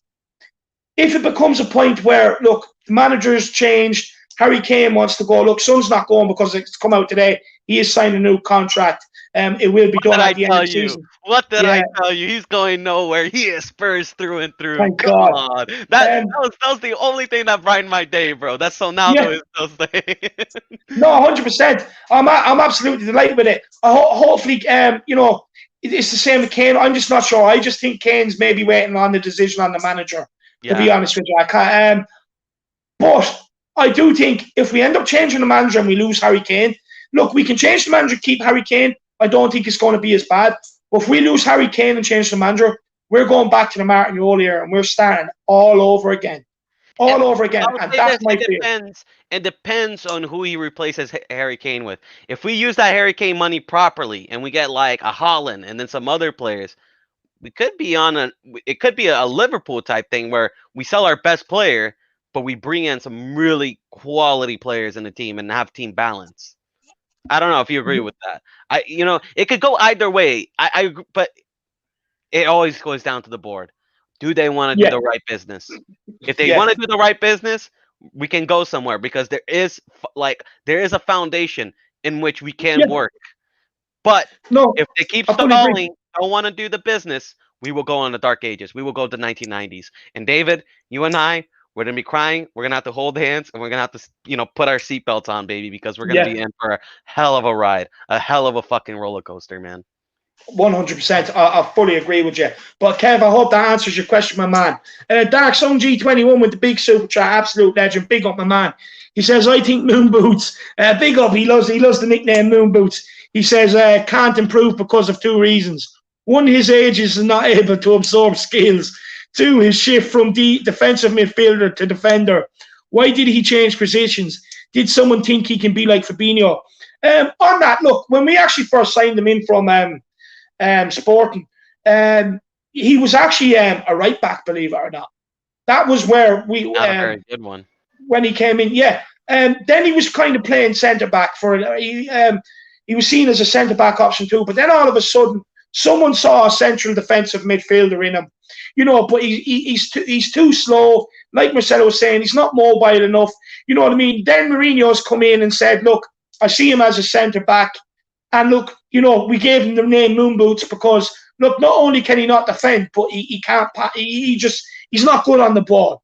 Every time he kicks the ball, it goes straight up into orbit. And we're having to ring NASA and say, look, send another rocket up there. You know what I mean? Because we're going to have to go and get that ball. But no, 100%. Yeah, Dyer's got to go. He is absolutely horrible. No, he is. He's a load of wank, to be honest with you, lad. He pisses me off. Kev Williams, he says, good answer, David. Yeah, buddy, I agree, and I'm praying Kane stays like Sonaldo. Is big up the Harris Army. Come on, you Spurs. Big up yourself, Kev Williams. No, I'm glad you enjoyed the answer. Look, all these things, this is not off the cuff. This is all things that, I know Marcelo does it as well, but we think about all this during the day. Like, our brains doesn't switch off, you know what I mean? We're constantly thinking about Tottenham. It's absolutely madness. Just like a lot of you, the Harris Army out there. Yeah. Honestly, David and I, we text each other more about Tottenham than I maybe would text a girl. You know what I mean? About going out with her. Like, honestly, I text you more times than I text my missus, man. Yeah, right. I text. Yeah, honestly, same thing, bro. It's crazy. We talk about Tottenham all day, so we're constantly thinking different things. One day I'll be Lo Celso out. One day I'll be Deli out. It's crazy. It's madness, man. Yeah. But let's get on to the last player out. Yeah. How about that? Let's go, Ted Williams. Let's go. You go. I did the first three. You do the last three. Look, my last one is. This is the only one that's maybe not realistic because we've only signed him, but I can't stand him. It's Matt Doherty. I want him gone. Look, he's an Arsenal fan. I don't think he has the passion. I don't think he has the desire to, what we want in a player to get out there and produce, to give that extra 10%. You know what I mean? For me, you look at him, he's just going through the motions. It absolutely kills me, but that he's the one carrying the great Irish tradition at Tottenham forward. He's the flag bearer right now, and I can't have it. Make me the flag bearer. Make me the flag bearer, please. Look, he's useless. Against Arsenal, what done it for me was against Arsenal, right, is, when the same thing keeps happening, stop and think for a minute. Okay, well, I'm going to keep running out. They're going to keep passing it inside and then pass it back in behind me. So what I might do is maybe not rush out. No, let's go again. No, absolutely useless. I don't want him anymore. I'm done with him, and he's not good enough. Why would you bring a right wing back in to play a right back? Why not go and sign a right back? Okay. And I'm so annoyed with this guy. Look, people might say give him another season. Maybe he's adapted. I don't care. I want him gone. He's not good enough. See, I would say Doherty, but we said realistic. And realistically, if we're going to sell any right back, Doherty isn't going anywhere because it is his first season at Tottenham Hotspurs. And you know how Levy is like. He likes giving everybody 8 seasons before he decides whether they can stay or go. Let's give them 8 years' worth of paychecks, make sure they have their balaclava on, make sure it's washed, smells nice for them. Come into the club, guys, walk around, take whatever you want. And then maybe in about 6, 7, 8 years' time, I might actually think about selling you. It's an absolute joke. I'm so annoyed with this. I was going to say Doherty, and I completely agree with you. He is the worst. Like, I thought Dyer was the worst player I've ever seen at Spurs, but Doherty took that cake. He is the worst player I've ever seen, ever seen at Tottenham Hotspurs. But he's not my guy. He's not the last one. And this one's going to be controversial as well, and I've got a feeling I'm going to get a lot of hate for this one. But I'm taking it into context. I am taking it into context. Because from what I heard in the news, right, and from what I'm hearing, Hugo Lloris is not going to sign a new contract. And in this market, we cannot afford to let Hugo Lloris go on a free. Because I feel like we can get good money from him. And we cannot let, as much as I hate Doherty leaving, we can always get a right back, right, to fill in that shoes. We can always give a right back that shoes, right? Yeah. So also I think Aurier, if he was to stay another season, like, as much as I would hate it, but like I'll be okay with it. Like, I mean, obviously, like, I don't want him to stay, but like, it- because Aurier, on the because the basis of thing his is, we can't. performances this season, I would be okay with him staying for one Yeah, more season until, like, because obviously, look, we need to sign right back this summer, keep Aurier, and then next summer get rid of Aurier and sell him. I want Doherty gone first. but the thing is, if we get a right back this summer, I would keep Doherty and Aurier because we can have Doherty as a third choice.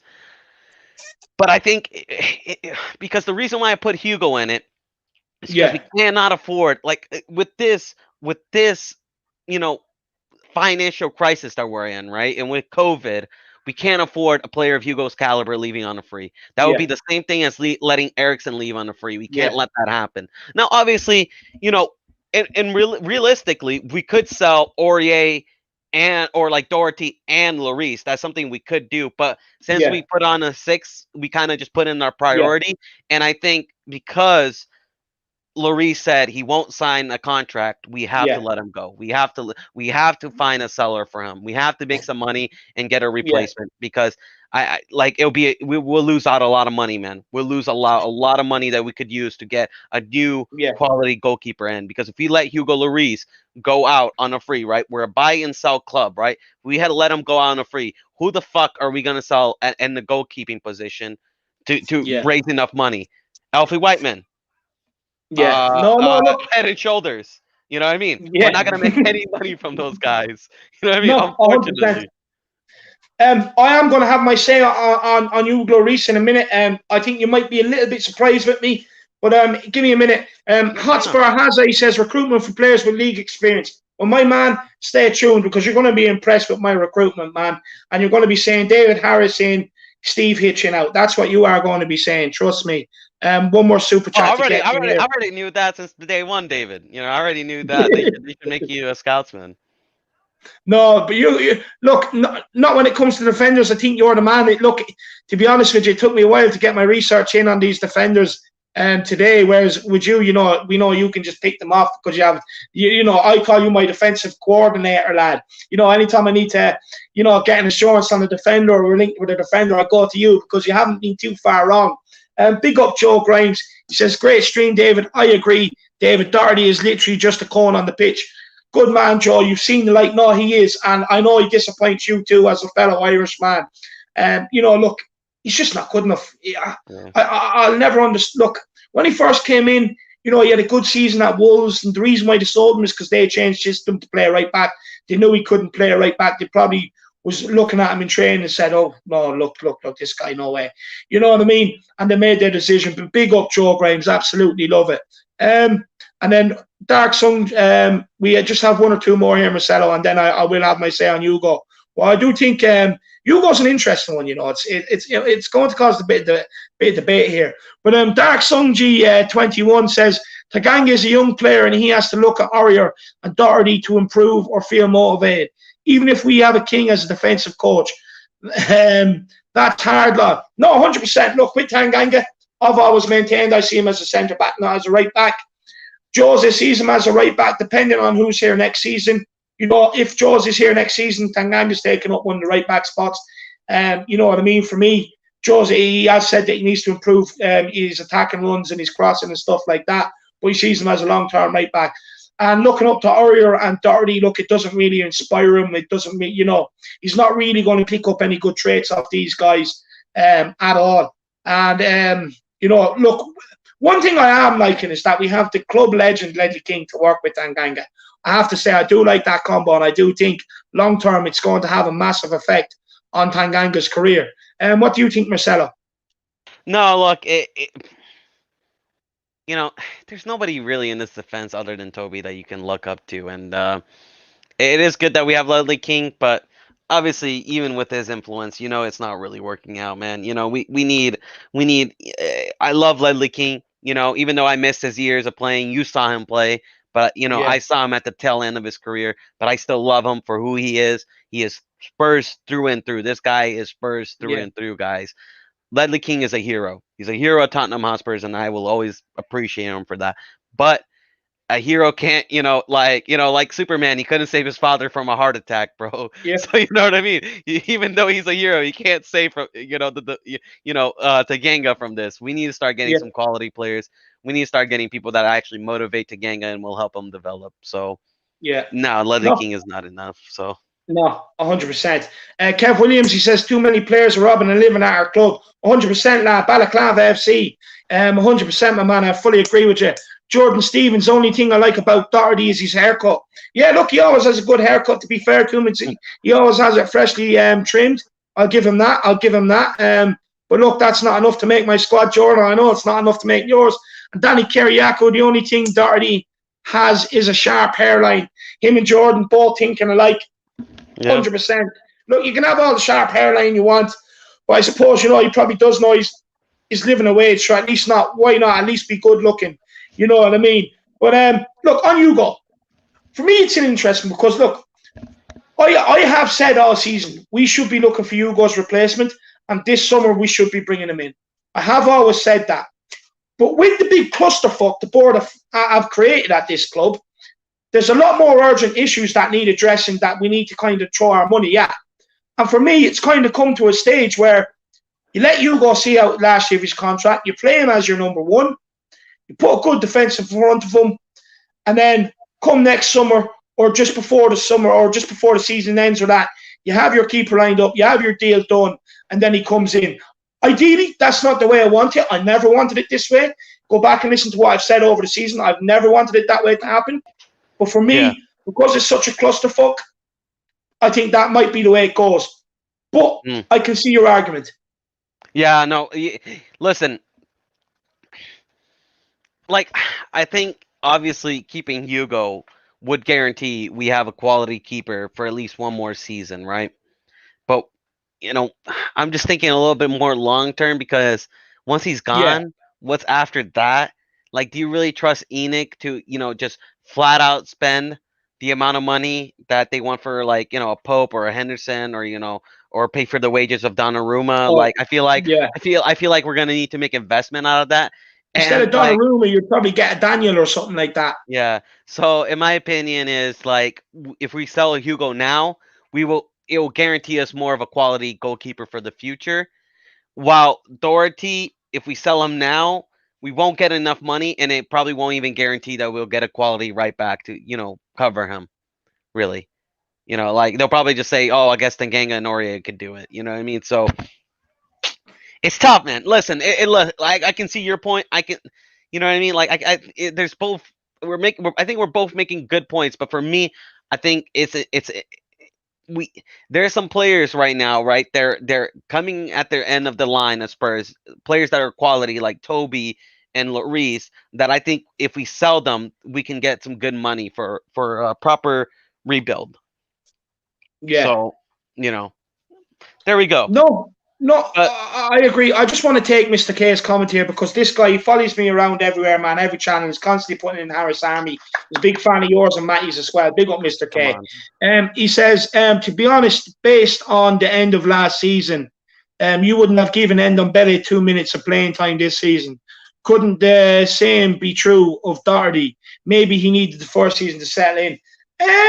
No, look, very valid point. Very fair point, Mr. K. I can see that. But look, honestly, I have the pain of having to watch this guy for Ireland. Just trust me, he's not going to be good enough. He's just not going to be good enough. Look, we're at Ireland. We're in a transitional stage, right? We have players that we're playing week in, week out that are at a lot less of a club, playing at a lot lower of a standard, but produce more than what he does. And just based on that, I really don't think he's going to make it. But Mr. K, fair point. Keep up your support and up the Harris Army, my man. Come on. But look, Marcelo, we're going to get into it. So, players we want in. Everybody, let us know who you want in. Get your super chats in as well. The chat is absolutely flying. Like I said, I'm doing my best to get everybody's comments up. Sometimes it is hard, especially with how this chat is kicking off. It's absolutely madness. But Danny Kiriakou says, boys, what do you think of these new Aguero reports? Look, I've seen it time and time again. Spurs this, Spurs that. Interested FC, looking closely FC, and negotiations FC. Steve Hitchen going to Italy FC. big clusterfuck FC. We fucked it up the last window FC.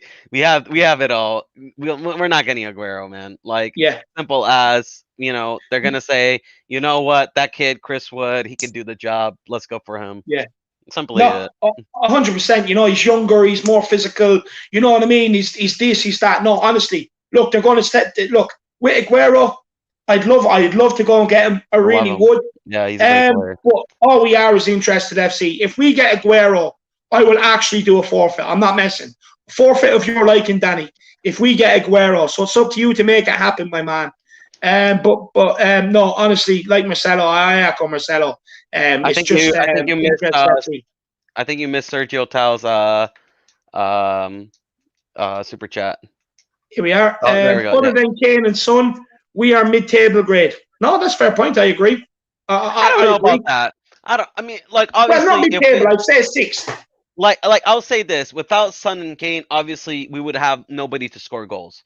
But you can say the same thing about Liverpool, right? If Mane and Salah goes missing, there goes it's gonna go drought because they're the main goal scorer. But in my opinion, there are still other players in their position that are very quality. I think Højbjerg is quality. I think Baller is quality. I think Sergio Reguilon, although he's having a bad patch right now, is still quality. I think on his day, Bale can be quality, right? On his day though, but I think we have some other quality players. Hugo is quality. I think Rodon could be. Listen, I've been saying this about Rodon. You give him a couple of games. Like I said it for his first couple of games, he's gonna make some really rookie mistakes, and he did. Yeah. But I kept saying Jose needs to give trust to these young players. Play Rodon and just let him develop because I see a good player in him. If we listen, the big disappointment I have with Jose is that he has not been playing Rodon so far this season. Because honestly, if he had just allowed Rodon to develop, because even Jan Vertonghen had to develop in the Premier League. Remember when we got Jan Vertonghen young? He made rookie mistakes, but he developed. We saw a good player in him. I see the same thing in Rodon. Give him time to develop, and we might not even need two center backs. Honestly. But we don't know that. We don't know that because we never give him time to develop. Yeah. I actually think reports from Alistair Gold was saying that I seen him talking with somebody and he was saying, look, if Rodon puts in a hell of a shift between now for the next 2 months, if he's selected and puts in a hell of a shift, they probably might build that defence around Rodon this season. But they're not sure yet. They do identify him as someone, long term, but they're not 100% convinced on it. But that's the reports on Rodon. Just two more super chats. I think Jose has to play Rodon in these last Premier League games. Unless he gets injured, he has to play him. Yeah. Because if he goes on a good run, I think this end list could change. I think we might only be looking at one center back, which could be huge. Yeah. That could be huge in our summer. Huge. Yeah. No, it would be absolutely huge. I fully agree with you, lad. 2 super chats, and then we are going to get into the exciting thing, the one we all get up for is transfers in. But Dark Sung G 21 with the big super chat, big up, my man, absolute legend. I understand Lloris has to go this summer in order to get transfer money. To be honest, I think Lloris did save us this season, but he did make it harder for us. His defensive calls are so weak. I hope we sell. So he's agreeing with you, Marcelo, on Lloris. Big up. No, look, for me, I think he's had a mixed bag. I think at times this season he's been very good. But then there's times this season, honestly, some of the keeping I've seen from him, I've never expected it because it's been woeful. But no, look, I see the point. For me, I've always maintained this season, come this summer, I do want a rotational keeper. But because of how much of a clusterfuck we're in, I kind of see that priority of emergency changing. But a big up, Dark Sung G.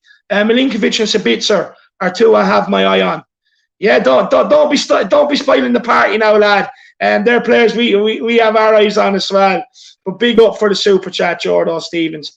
Look, Marcelo, so we're going to get into it. Do you want me to go first with my 3 players that I want to bring in? Yeah, you go first with the 3 players, and then I'll go for first on the last 3. So let's go. Yeah, okay. So right, my first players that I want to bring in, my first player is on my list is Milinkovic. Now, the reason why I say Milinkovic is because I was torn between him and Skriniar. With Skriniar, he commands a lot more of a higher transfer fee. Look, he's better on the ball, Yes. but he's not good in the air. He's Nope. not very good in the air, Skriniar. Not On that not basis, not not in good terms of, physically as well. He's not a good like yeah, from what I see in Milinkovic, I think Milinkovic has better positioning and he's a much bigger physical presence. And yeah, he's not bad with the ball, but he's obviously not better than Skriniar.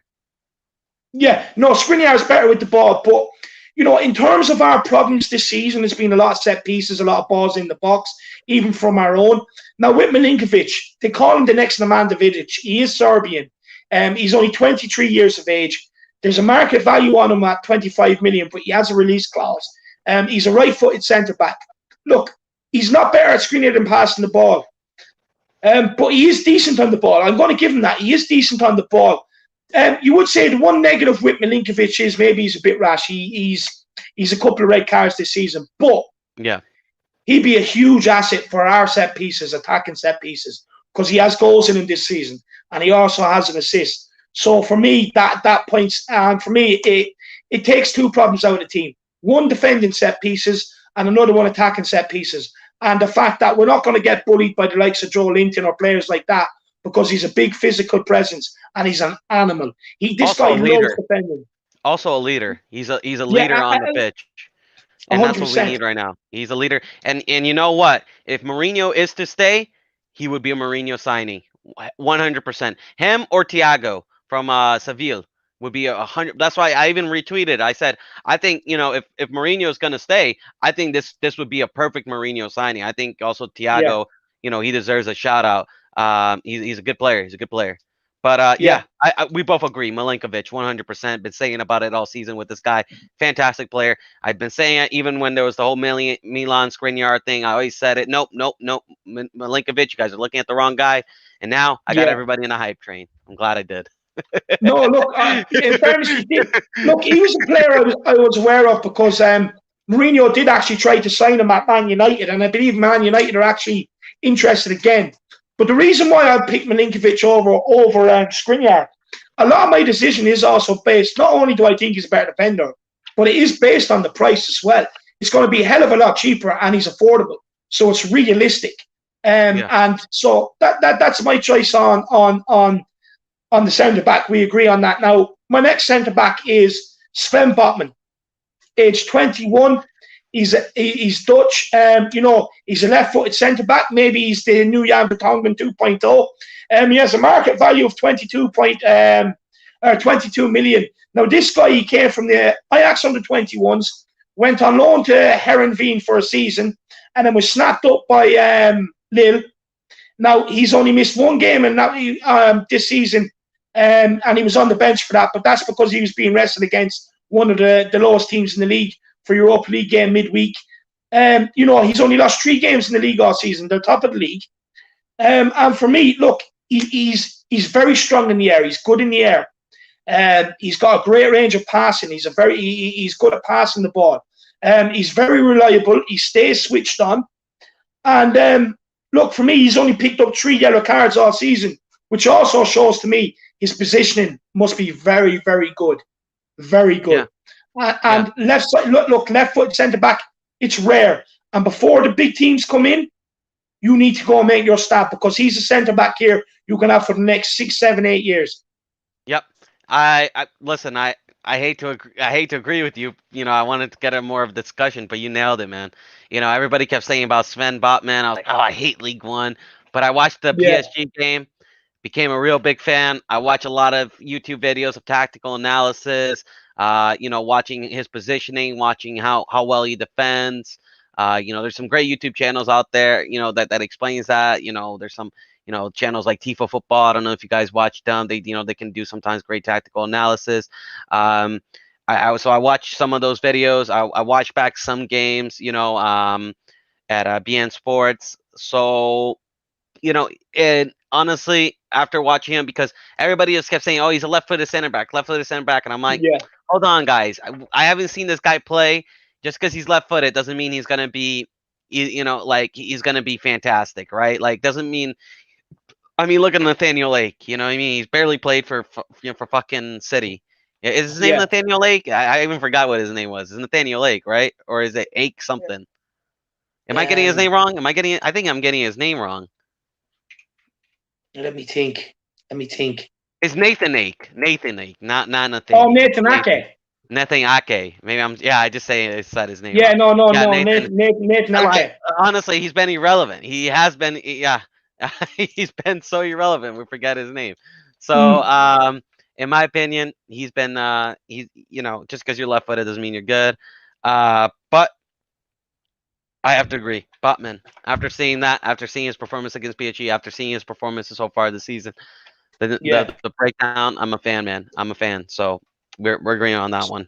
we're in agreeing on that. And Danny Kiriakou, he says Anderson and Milinkovic is less than 50 million, 2-for-1. Look, with Milinkovic and Anderson, for me, it's one or the other. We do need to go and get a left-sided centre-back, someone who can play there. And for me, look, with Botman and Milinkovic, you have your ball-playing centre-back, who's also very good in the air. He's a very good defender, but then you also have your Savage beside him.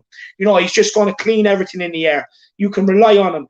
The two boys, they can attack from defensive set pieces, balls into the box, and they can also do it up the other end. Yeah, And and with also Toby, I think sorry, go on. Botman, it'll be a good relationship like Toby and Jan, where they fill Yes, a lot of holes that each other, had. Like yeah, Jan was more of the demanding midfielder, he was more of the animal, get stuck in, yeah, while Toby was more of the classy midfielder, making beautiful passes. You know what I mean? Jan obviously can make good great passes, yeah, but Toby was the special guy for that. And I think with Botman yeah. and Milinkovic, they would suit each other very well, very well. 100%, man. And look, honestly, that's how much thought I put into it. I actually put in thought about them. We need that ball playing because with Toby, what we've seen is, he can get us from A to B like that. He can put it over the top. He gets us out of so much trouble. It makes us hard to press. And I genuinely do think the two of them can complement each other brilliantly and they can form a great partnership. Also with Joe Roden pushing them and everything else. Absolutely brilliant. And my third player is, I'm going to get this one out of the way because I think we're going to agree on this. My next three, we're not going to agree on. I know that. But my third player is Marcel Sabitzer. I thought we are gonna. Are you all done with defenders? Okay, defender. Okay, no, I'm not all done with defender. Sorry. Okay, I thought we'll talk about Marcel Sabitzer because you're already. Okay. Yeah, we don't want to go. So yeah, Sabitzer, animal man, and this is what I mean. I think we need to sell. If we sell Lo Celso, we can get Sabitzer, and I think we can get another midfielder that can complement Sabitzer just as well. And I have another one in mind, but Sabitzer 100%. What a player! What an animal! Absolute animal. Yeah, no, 100%. With Sabitzer, so look for me. Look, he's 27. He's a good age. He's in his prime.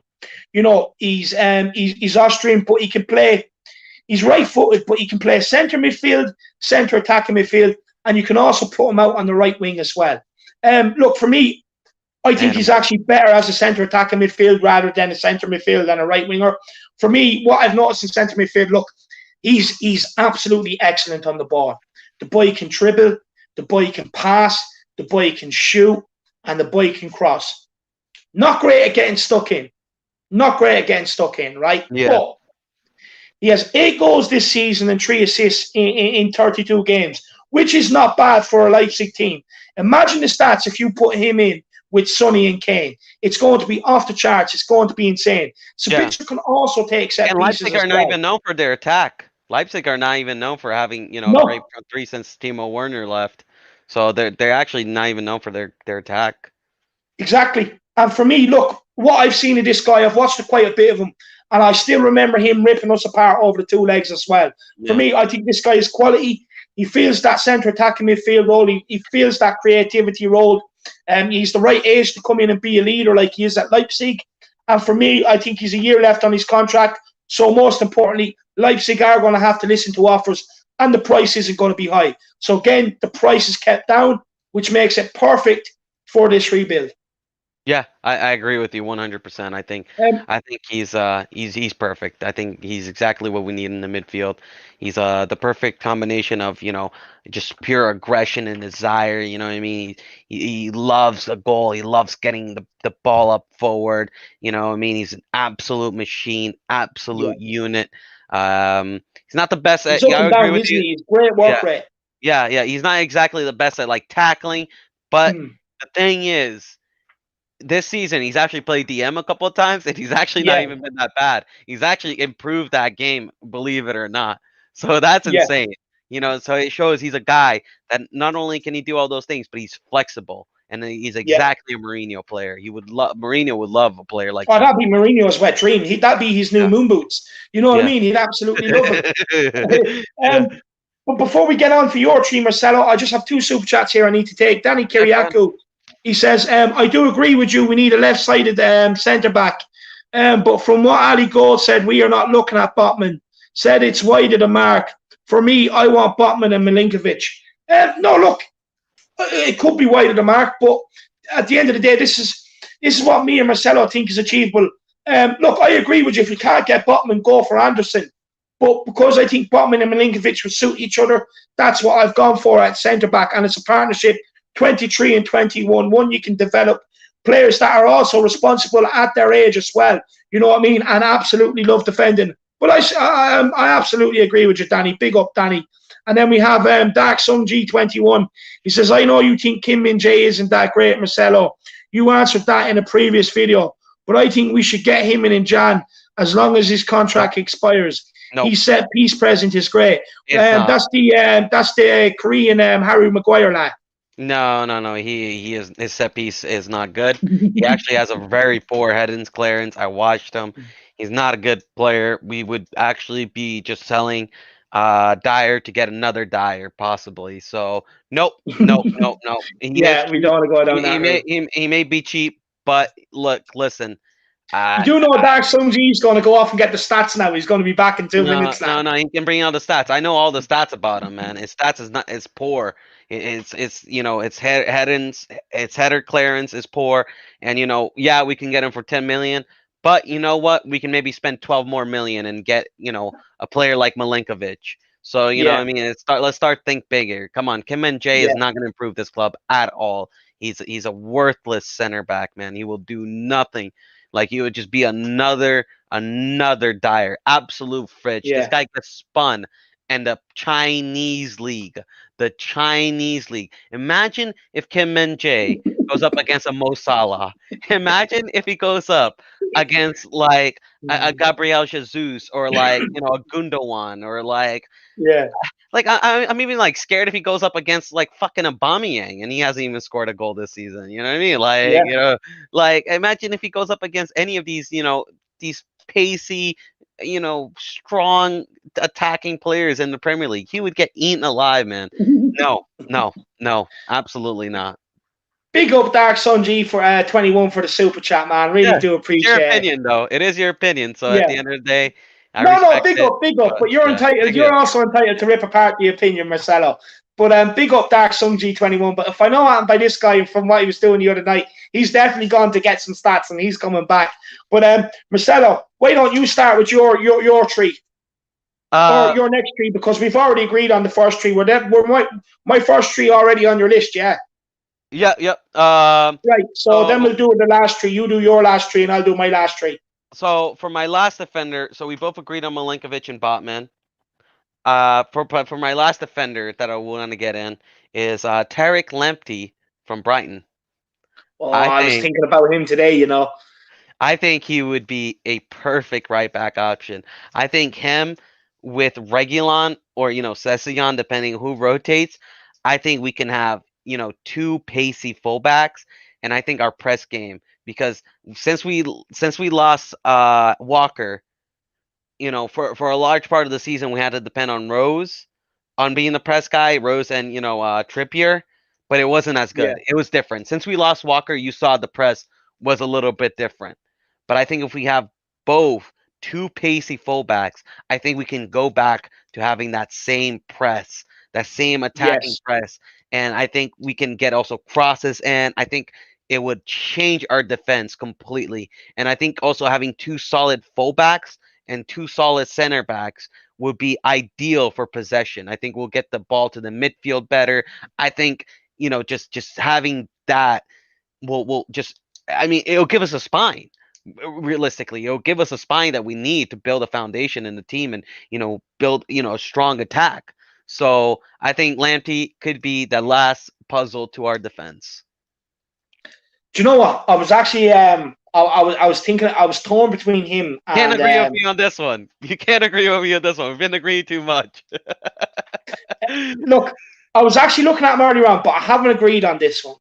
I've swayed my decision, and I've gone for Max Aarons because he's a player I truly believe in. Fair enough. Look, he's 21. He's English, just like Lamptey. For me, look, he's a right back, of course. There's a 20 mil price tag on him. It's probably going to be a bit more than that, maybe. But we've been sniffing around him before. Look, for me, he has everything you need in a modern day fullback. He's comfortable on the ball. He'll throw his body in front of a shot. He can pass, he can dribble, and he's not afraid to take the ball in tight spaces. And he already does have Premier League experience, which is a huge plus. And for me, I really like him. I really do. Look, disadvantages, not great in the air. Not great in the air. Still has a bit of learning to do. But for me, everything about this guy screams future Kyle Walker. And I was along the same lines as you. The reason why I wanted to pick a pacey fullback who was good on the ball and can take responsibility on the ball is because I agree with you. We can get our fullbacks bombing on. We can play that aggressive front foot football. You know what I mean? We can also get the press on. We can get out toward the wingers quicker. But for me, I want Max Aarons. But I was thinking strongly about Tariq Lamptey, lad. Yeah, no. Listen, the reason why I didn't put Max Aarons is I just simply think with all these players, realistically, I don't think we would be able to afford them because I think Norwich will want too much out of them, and I don't think Enoch, and they're only going to want more. If Enoch couldn't afford them back then, they're definitely not going to afford them now because they're only going to keep wanting. How much do you think we'd end up paying for Tariq Lamptey? Because I do think, look, no matter what one we go after, I think the same situation is going to be there. They're going to see the English. They're going to bump the price up. I think it all depends if Brighton goes down. I think they're going to have to force to sell them for way cheaper. I think if Brighton goes down, they're going to have to force them for way cheaper. If they stay up, I still think we can get them for a lot cheaper than Max Aarons, simply because this season Lamptey did get injured, and he's only played 11 games. But from those 11 games I saw a real player in there, man. I saw a real player in there. So, No, look, I really do like Tariq Lamptey. To be honest with you, Marcelo, I'd be happy with whichever one came in. I would prefer Max Aarons, but I just think on a realistic standpoint, I think Lamptey is probably the most realistic option, and I think he is better in the air than Max Aarons, and I also think he has a better physical presence than Max Aarons. He doesn't have more pace than Max, but from what I've seen, I don't know, he also has a good shot on them. You know what I mean? He has a decent shot on them, compared to Max. But listen, they're both very good prospects. Obviously, Max Aarons has more hype around them, but I'm going with Tariq Lamptey. I think he has more potential. Yeah, no, that's fair enough. Look, Tariq Lamptey is very good on the ball as well. Look, to be honest with you, I'd be happy either or. I just have a soft spot for Max Aarons, so I prefer to see Max Aarons. But Will Stewart says he says, lads, you're buying way too many defenders. And Will, look, basically what I'm doing, lad, is I'm covering centre backs, I'm covering right back, major issues that need to be sorted this summer. But look, we've already covered Sabitzer, but my next two players, they're not defenders. So you might be impressed, Will. Big up Sean O'Neill as well. Big up Sean O'Neill. Marcelo, you have to give him a shout out. He's a huge fan of yours. Yeah, big up Sean. I appreciate your support, buddy. You're awesome, man. See you in every video. Thank you for the support. And come on, the Samba Soldiers are back. He says, David and Marcelo, love both of you guys. Dave, my bro, Marcelo, what a legend. Always great content. But guys, where's my shout out? Well, you just got it, Shawnee. So you should be absolutely made up, my man. Look, Marcelo. So I'll let you go with the next player. All right. So my next player would actually be another Brighton player, be Basuma. Ooh, yeah. As soon as you said Listen, another guys, Brighton player, I thought that was going to be it. if we're gonna sell Winks and Lo Celso, I always feel like we need to get replacement for that position because we don't Yeah, want we don't want to be selling players and not replacing them. That's how we're in this position right now. yeah. But I think Basuma would be the perfect Sissoko replacement. I think you'd be the perfect Winks replacement. I think you can do all the jobs. And I'm just licking my lips just thinking about an Endom Ball or a Hoiberg Basuma slash Endom Baller, a rotation between the two of them, plus fucking Savitar up front. I mean, imagine a midfield like that. That is a good midfielder, man. And you know what? I think Basuma is also a guy that can push Endom Baller. Because if trust me, if Mm, Endom Baller, starts slacking off, Basuma will take his spot. And yeah, you need to start having a little bit more competition. It will kind of drain us a little bit of options because we're going to sell a lot of these French players, but but it will guarantee us that we will have quality. And I think Basuma, he can push and Baller, he can push even Hoiberg. And I think, maybe also Baller can push Savitar because Baller can play that role. I think it will be very good. I would really love Basuma in this team. yeah. But somewhere, yeah. Look, he's a player I've looked at. I do like the look of him, to be honest with you. But we've gone for the same idea, but not the same player. I just want to say, GK Clarkey, he says only 30 likes, lads. If that's true, that's absolutely abysmal. No, Every it's one of not. you should be It's ashamed of 90. yourself. No, it's 90 likes. Don't Oh, believe it. 90 likes. It's 90 likes. All right, all Let's right. get to All 100, right, I was guys. going to Come say. on, let's get to 100. Come on, you can do it. If you haven't liked this video yet, come on, smash the like button. Let's go. Let's get to 100. This is the Irish Hotspur and the Samba Soldiers. We believe in you. Show us that you love us. Smash that like button. Come on. Yeah, no, 100%. Look, big Yeah, I up with the think 90 likes. But we want this show to outperform last week's show. Yeah, I think Skip will be more of a defensive midfielder, and I think he will accompany Yeah, Hoiberg. I think he'll be rotated around Hoiberg. So I think that would be if we get Basuma, that would be our midfield set up yeah, for actually a really long time because that would be a yeah, very young midfield. So yeah. I think it would work perfectly. For me, look, with Sabitzer, I'm buying Sabitzer in terms of playing as a centre attacking midfielder like Ericsson used to do, Mm. rather than a deep line midfielder. But Marcelo, my next player is Sander Berg from Sheffield United. He's Wow. 23 years of age. He's a part of the new Norwegian golden era, along with Haaland. It kills me to say Odegaard. Look, he's a central defensive midfielder slash central midfielder. He's 16. He's worth 16 million in the current market. But with Sheffield United going down, we could get him for less. They might need to balance the books. Look, he's physical. He's very good in the air. He likes to dribble with the ball, which it's shades of. Whenever I hear about a centre midfielder dribbling the ball, I keep thinking about Moussa Dembele, lad. So there could be shades of that. And plus, he's a very good long-range shot on him. For me, I think that would complement Højbjerg perfectly. Perfectly. But with our centre midfielders, we've gone for the same idea, which is interesting enough, lad. The fact that we both see we need two centre backs, right back, centre attack midfielder, another CDM, even though we will have Skips there, Ollie Skip coming back as well. But it's interesting, man. It means we'll have You a know, lot of options in the middle. you see, I think personally, I would play, I would play Savitar as an attacking midfielder, Yeah, but I can see your point in playing as a central midfielder, which he can play that position as well. But I think, yeah, last season when he played a more attacking midfielder, that was his best season. Now, he's still having a good season, but it's not his best in terms of numbers. But, man, there's also another couple of options. I know we only said 6, but I'm just giving some honorable mentions.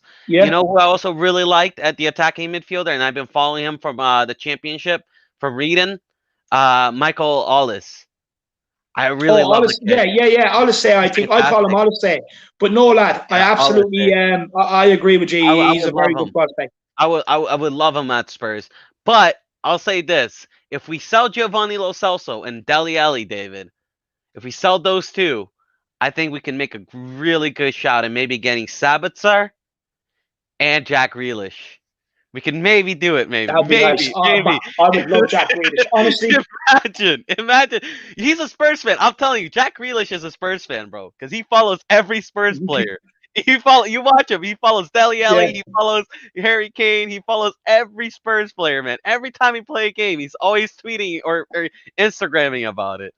No, look, I would love Grealish. Man, I would love him. Look, if we could get right money for players going out the door, I definitely would. I don't think Jack Grealish would be. Yeah, he'd be like worth 80 million. He would. But like, I'm just like, oh man, I would love Jack Grealish, man. But who's also another shout that we've actually been linking with Florian Nehus. He's another shout, man. He's been fantastic for Godblech. I don't know if you've seen him. No, I haven't really seen him. Man, he is class. The thing is, he would be a perfect number 8 for us. I think personally, I personally really love him. I think he's, he plays a lot of games. I think Florian would be a very, very good player, man. I really, having him and then Savitar up front, I think that would be very good. But I went with Basuma just because personally of the homegrown, and he's Premier League ready, so makes sense. That's fair enough. While I take these 2 super chats, everyone else get in the comments. Let us know what you think, Basuma or Sander Berg, and whoever has the most in there, we'll take. But no, look, we've both gone for like-minded ideas, which is pretty impressive. We both have the same sort of structure on how to sort this club out. Dark Sung G21, he says the reason I say that is because he is a fixed centre-back for the Korean national team. He played a huge part for Son's military exemption. Also, his link-up with Son is great. Son cross Kim Min-jae header. And you know what?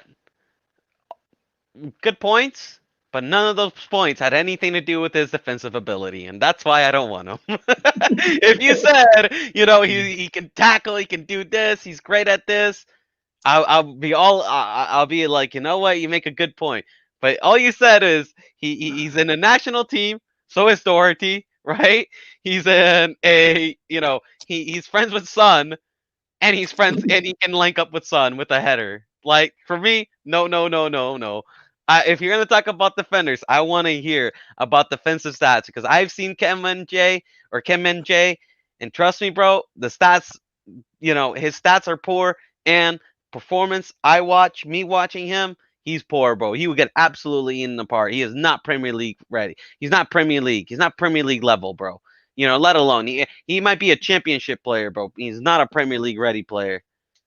Forget about that. Yeah, no, look, that's a fair point. Look, when we were first linked with him and all this discussion about coming, that was my first opinion. I was like, look, why are we going for this guy? We do need Premier League experience. For me, you're taking him on. It's a gamble.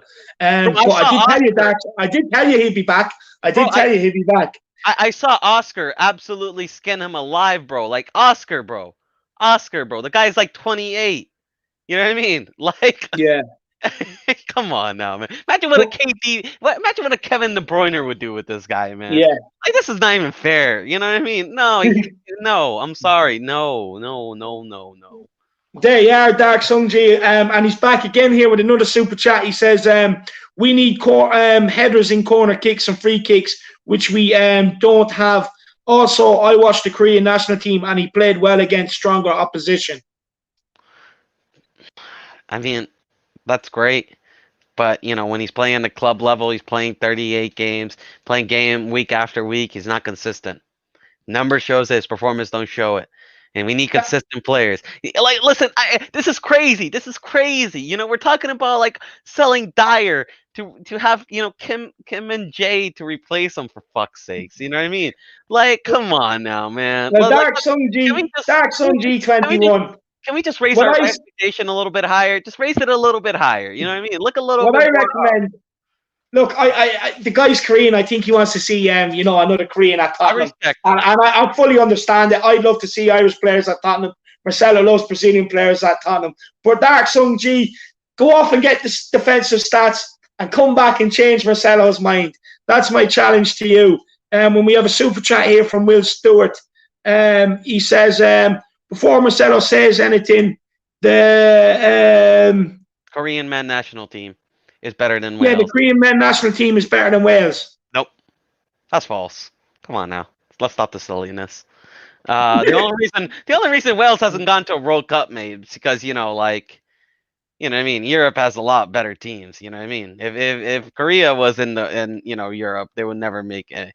They'll never make it to the World Cup. Come on now, let's be real here. Korean men national team, they're a good team. But they got slapped up 3-0 by Japan. They're good. I mean, they have some decent players, but are these players other than Son gonna elevate us to a world class level? Nope. Nope.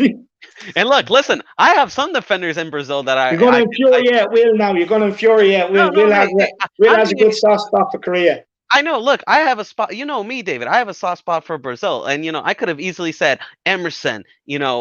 For right back. Let's see. Emerson. I could have said Militao. I could have said let's get fucking who's the new Lottie. He's kind of fallen off a little bit with I like Simeone. the look at him. He's good. He's a classic. He's a class player. And you know what, bro? I know this is going to offend a lot of people, but these are actually real world class players who play for some of the best clubs in the world, and I'm not even making a case for them. So you know what I mean? Be impartial. We all have our soft spot, but come on. Will Stewart is saying he says they knocked out Germany, mate. Come on. Come on now. Did you watch that game? Germany literally missed so many chances. So many chances. It was the only game they won that group stage, so no, I'm sorry. They also got beat 3-0 by Mexico. They also got slapped up by Sweden. They got slapped up by almost every team other than Germany. And you know what? That Germany game was complete luck. Germany was just missing goal after goal. I mean, the amount of chances Ozil created that game, Germany should have had 5 goals, but they were so shit at finishing. And then, football, David. Korea's first shot on goal and they score. But yeah, Korean keeper was insane that day. Come on now. Let's be real here. Just because you beat a team doesn't make you into great players. I mean, Tottenham, some of these players in the Tottenham squad beat Real Madrid, prime Real Madrid. You know what I mean? Should we still keep them forever? No. No. Well, there you have it, Will. There you have it, Will. For me, look, I have no problems with the Korean national team. I'll make that clear. I like some of their players. I love Korea. Sonaldo is my favorite player in Tottenham history. Period. I love Korea. I eat Korean barbecue. I have Korean friends. I go to Korean shops. I love Korea. But they don't have the best players in the world. I speak facts. They don't have the best players in the world, and I want the best players in the world. You know what I mean? Sonaldo is one of those guys, and I will keep Sonaldo. So just being impartial and realistic. Big up Will Stewart anyway. Thank you so much for the super chats, my man. Really do appreciate it. Everybody knows who Will is. Yeah. I went in to show him a bit of support. He's that courteous. He said to me, look, I am going off in a few minutes because you're all going live. There's absolutely no need to do that, Will. You're an absolute gent. I keep up the work. Everybody get over, check out Will Stewart THFC Rants. Smash a like and a subscribe on it. You have seen me and Marcelo on it before. But Marcelo, going down to the last player. Why don't you tell us who your last player is you want in? I'm just going to grab a quick glass of water. My voice is going. I'll be back in 1 sec, but I can hear everything you're saying. Yep. Well, I can't. I mean, I'll just wait until David to come back, but I guess I'll answer Will Stewart's question. He said he has a better record over the last 20 years, and I'm talking about being better than Wales. I guess so, but you also got to take that into context, sometimes. But listen, I don't think Korea has a bad national team, but Kim Min-jae does not improve this team. You cannot tell me that you would rather have Milinkovic or Kim Min-jae over Milinkovic. I'm sorry. I want better than that. Kim Min-jae, he had a good performance against Germany, but that was about it. Then, Wales, the unfortunate thing is they've had to play less than Korea. They've had to play less. And, depending, and, how World Cup is, it also really depends on who you get and your group stage. It really does. So, and also you said this current Wales team. If you said okay, like overall, I think yeah, Korea has had overall better players than the Welsh team. I do agree with that, but this current Welsh squad, I think, is better than Korea's squad. I think so. I think they have better players. Simple as I hate to say it, but Aaron Ramsey is good player. You got Bale. Davies is pretty bad, but you got Rodon. I mean, you actually have some pretty good players. But and also yeah, Kim and Jae didn't even play in the World Cup. He was injured, so I don't know why people are even bringing that up. He didn't even play that game. So it's just like, he didn't even play. But big up Will Stewart. I love the absolute passion he's defending Korea with. He does say, they've a better record in the World Cup over the last 20 years. And I'm talking about being better than Wales. No, look, that is fair enough. I suppose in some sense stats don't lie. I don't know, Will. What you and Dark Sun G21 need to do? You need to organise a friendly between North Korea and Wales. We can all attend, and then we'll get our answer. I think that's a good way of settling it. And he's just look, the Korean men. I'm not trying to shit on the Korean men national. No. They know that. I don't know. Some people seem to think I am, but I'm really not. I think they actually have a good team. I hope they win the Gold Cup. I think they have a good chance this season to win the Gold Cup. Or I think is it called the Gold Cup or I don't know. I think it's called the Gold Cup or something. But are they in that? South Korea is very good. South Korea is a very good. Yeah. No, Dark Sun G21, he says the Japan game recently, I saw the squad I expected to lose since our lineup was poor.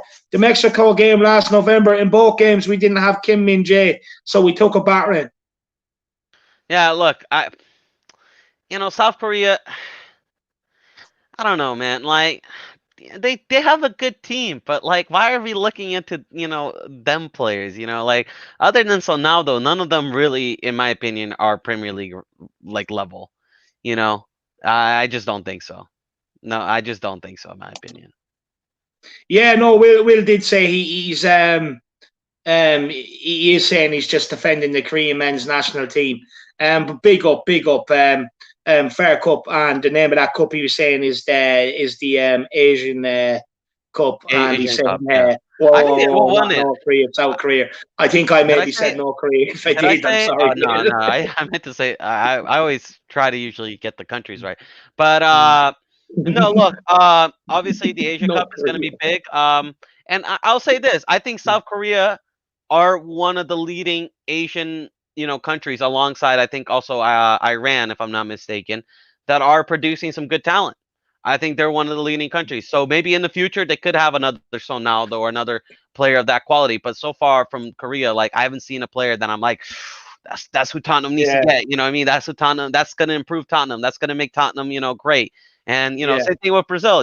There's some players that I don't think would fit our squad. Obviously there are some that would fit our squad. But we just couldn't afford. But no, 100%. But I think when Spurs were looking at him, it was commanding a hefty enough fee as well, which I don't think they're ever going to lay out on a player like Kim Min Jae with the lack of you'd say experience in a bigger league. Finley says, question: why are we debating about Wales and Mexico and Korea? The reason why is because whatever way the super chats come in, it dictates what we talk about. Dark Sun G was telling about Kim Min Jae. Marcelo was saying no. Will came in and defended the national team.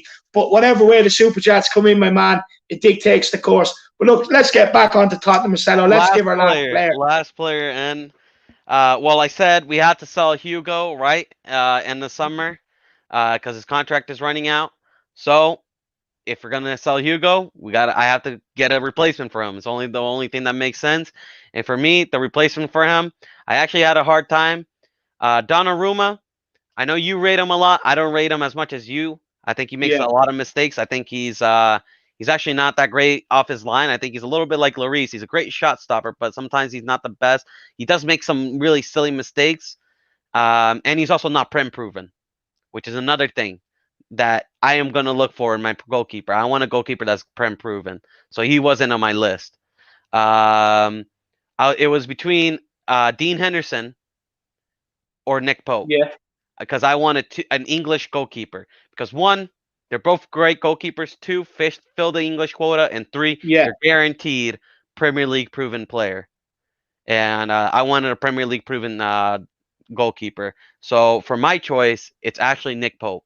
I know he said a lot about Dean Henderson. I know I said I really wanted Dean Henderson. I actually said Dean Henderson over Nick Pope. But over the years, or not over the years, over a couple games, Nick Pope would be my goalkeeper to replace Hugo Lloris. Look, I'm a big fan of Nick Pope. I have mentioned his name before on shows that we done on Matty Stream. I did say, no, huge fan of Nick Pope. I'm glad you didn't say Henderson because, look, for me, I don't think Henderson is the answer, to be honest with you. I know he's tossing up between first spot between him and David De Gea at United, but if he hasn't already ousted De Gea, look, for me, I just don't think he's Tottenham level yet. Nick Pope, I think, is ready for the move. So I fully agree with you, Nick Pope.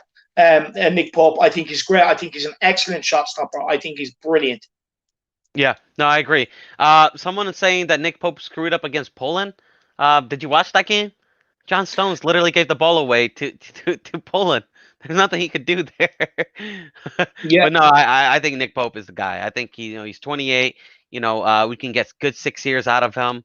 Goalkeepers tend to age a little bit slower. Good 6 years out of him. Let's go. I would love Nick Pope.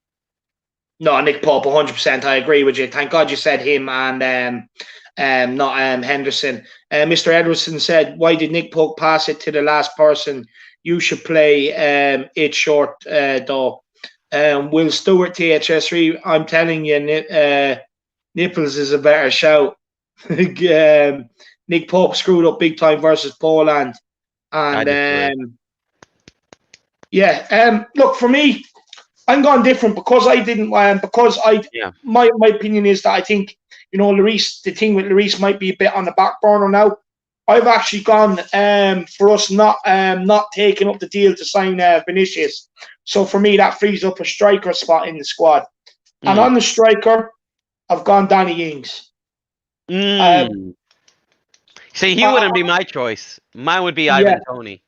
I was looking at Ivan Toney today, right? And he's actually a bit older than what I thought he was. He's 25. Yeah, he's 25. Yeah.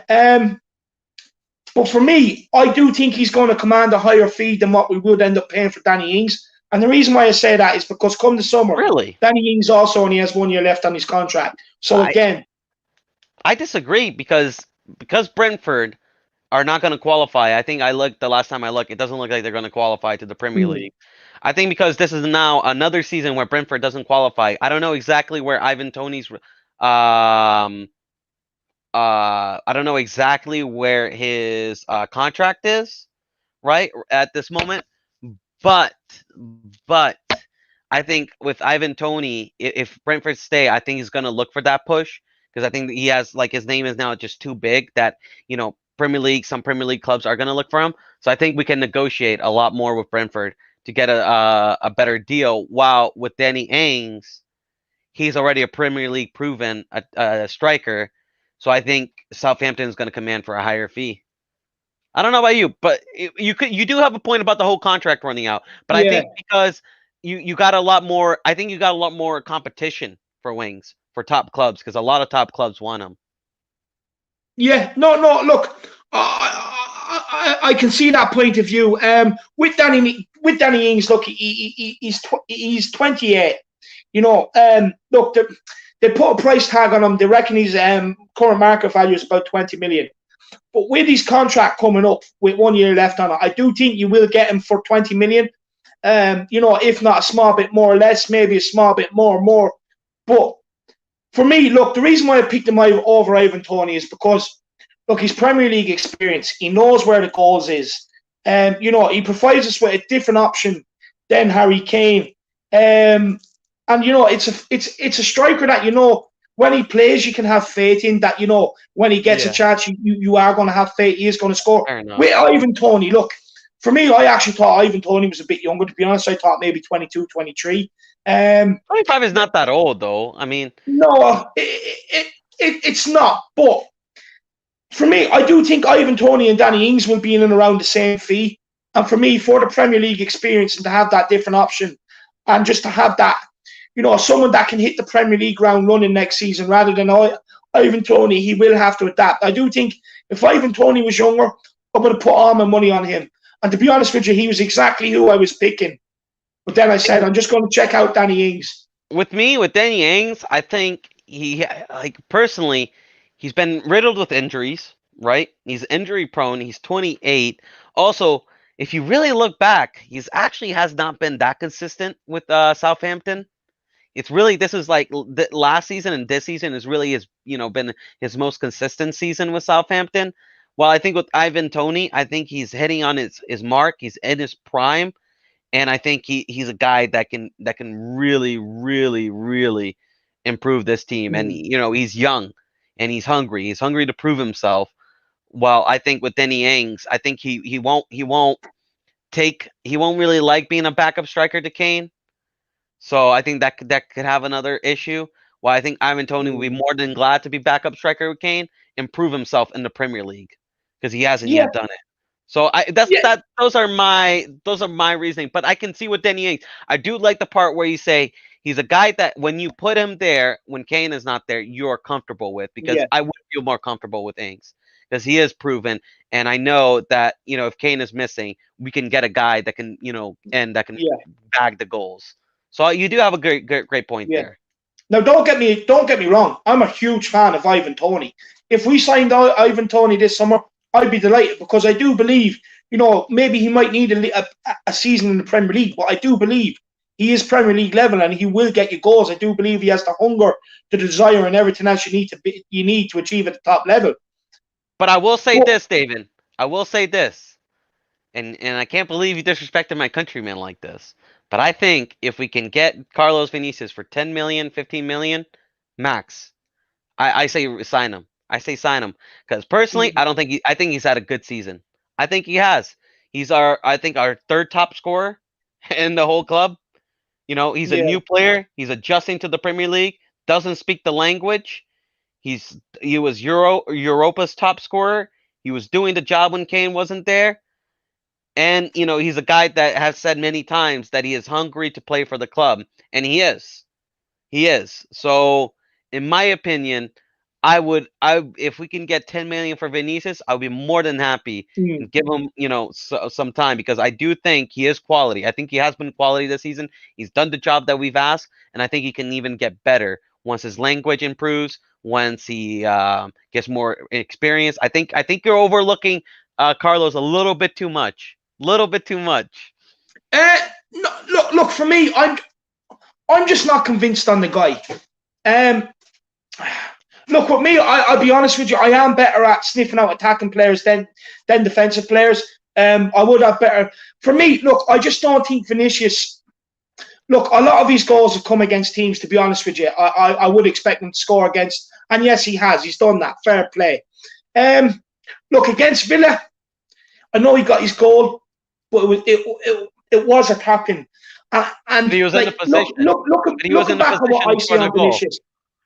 Looking back on what I see with Vinicius, look, I just don't think he gets involved enough. I think he relies on other players. Look, every striker, in a sense, relies on other players to bring them into play. But with Vinicius, I just don't think he does enough. No. Listen, but you also got to take other things in factor. He's new to the team. This is the best league he's ever played in. He's only learning the language as well. Yeah, he's also only learning the language. And honestly, if you remember when he first started playing around with Lucas Moura, when he plays around with Lucas Moura, he actually plays very well. They actually have good synergy.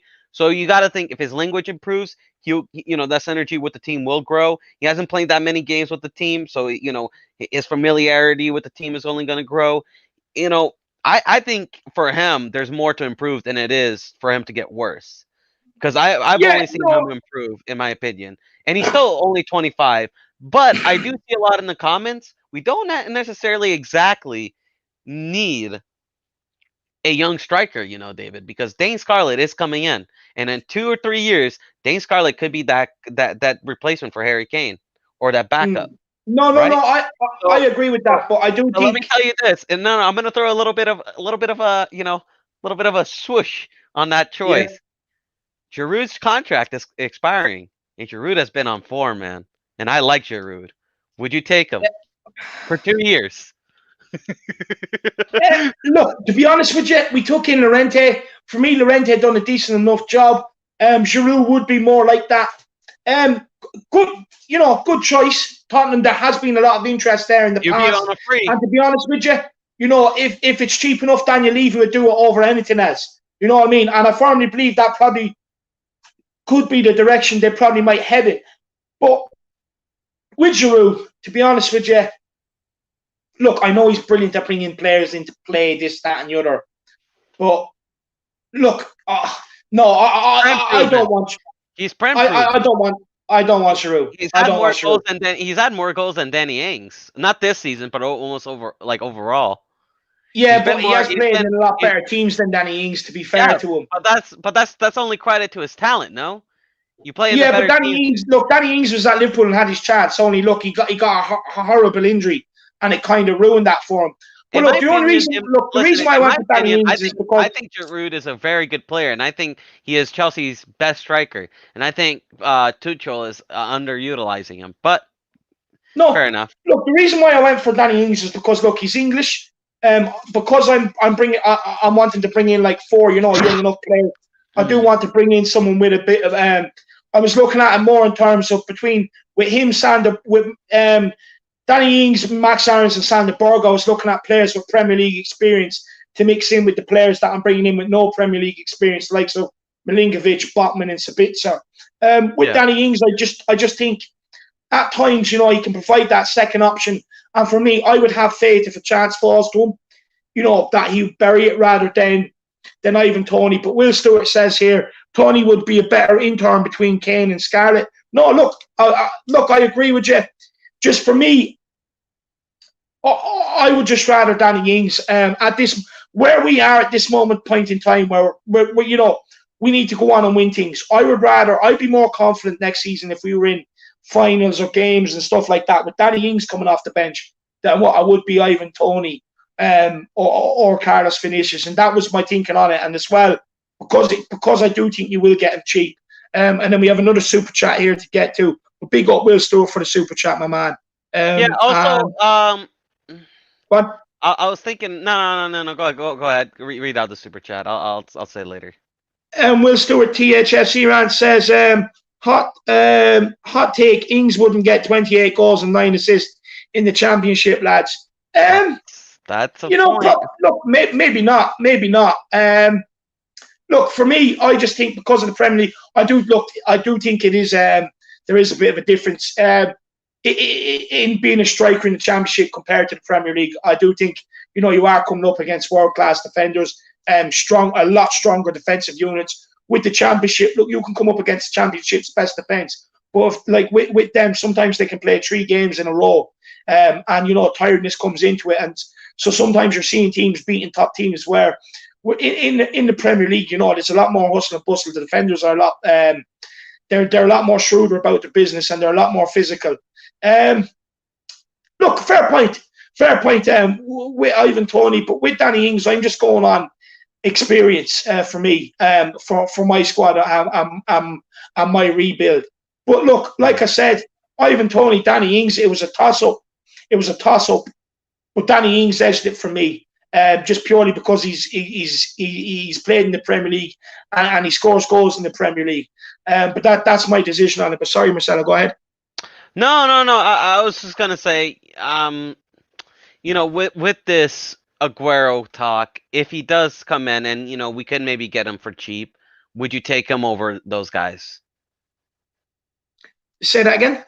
With these Aguero's talk, this Aguero talk, if he does come in cheap, right? Because there's a possibility he could be so cheap. You got to remember, he is up there in age, been injury prone, only scored 1 goal a year. There's a lot of uncertainty about him. I don't think he'll go back to Atletico Madrid, though. That's my opinion. Atletico Madrid. But no. But let me ask you this: if for example, you said he comes in, he said, you know what, Aguero, you still want to stay in the Premier League, still want to try to get that record, right? Yeah. How about this?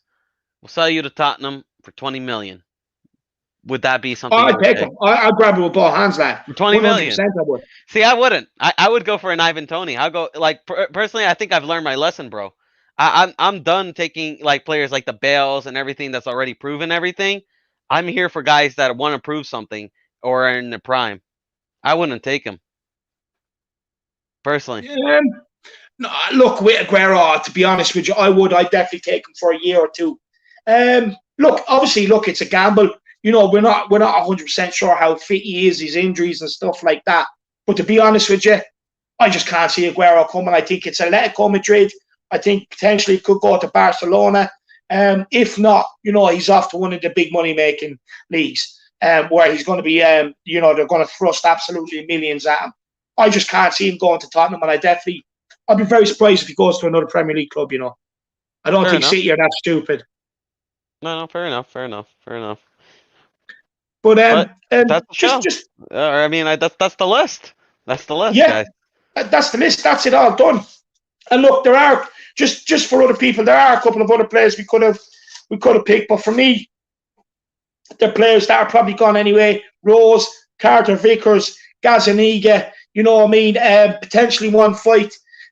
So look, we could have included them, but we didn't because look, to be honest with you, they could probably go anywhere. But honestly, Marcelo, I think it's been a great show. We've done amazing numbers all throughout the stream. Absolutely unbelievable. And I think, look, a lot of people are really starting to like this. Look, we will take questions for a couple of minutes. Your last chance to get a couple of super chats in. Show your appreciation for the stream and the channel, and really have the channel grow. Yeah, let's get to 100 likes. Let us know what you think of it, and also let us know what you think we should discuss. Danny Kiriakou, for me, I don't want Aguero either. Injury prone, fair point. Rona Kana is saying it's a great show, lads. No, I really do appreciate it. Marcelo, is there anything quickly else you want to talk about before we do end off, lad? I think a lot of also these choices could change depending on how we do this season. I think with top 4, I think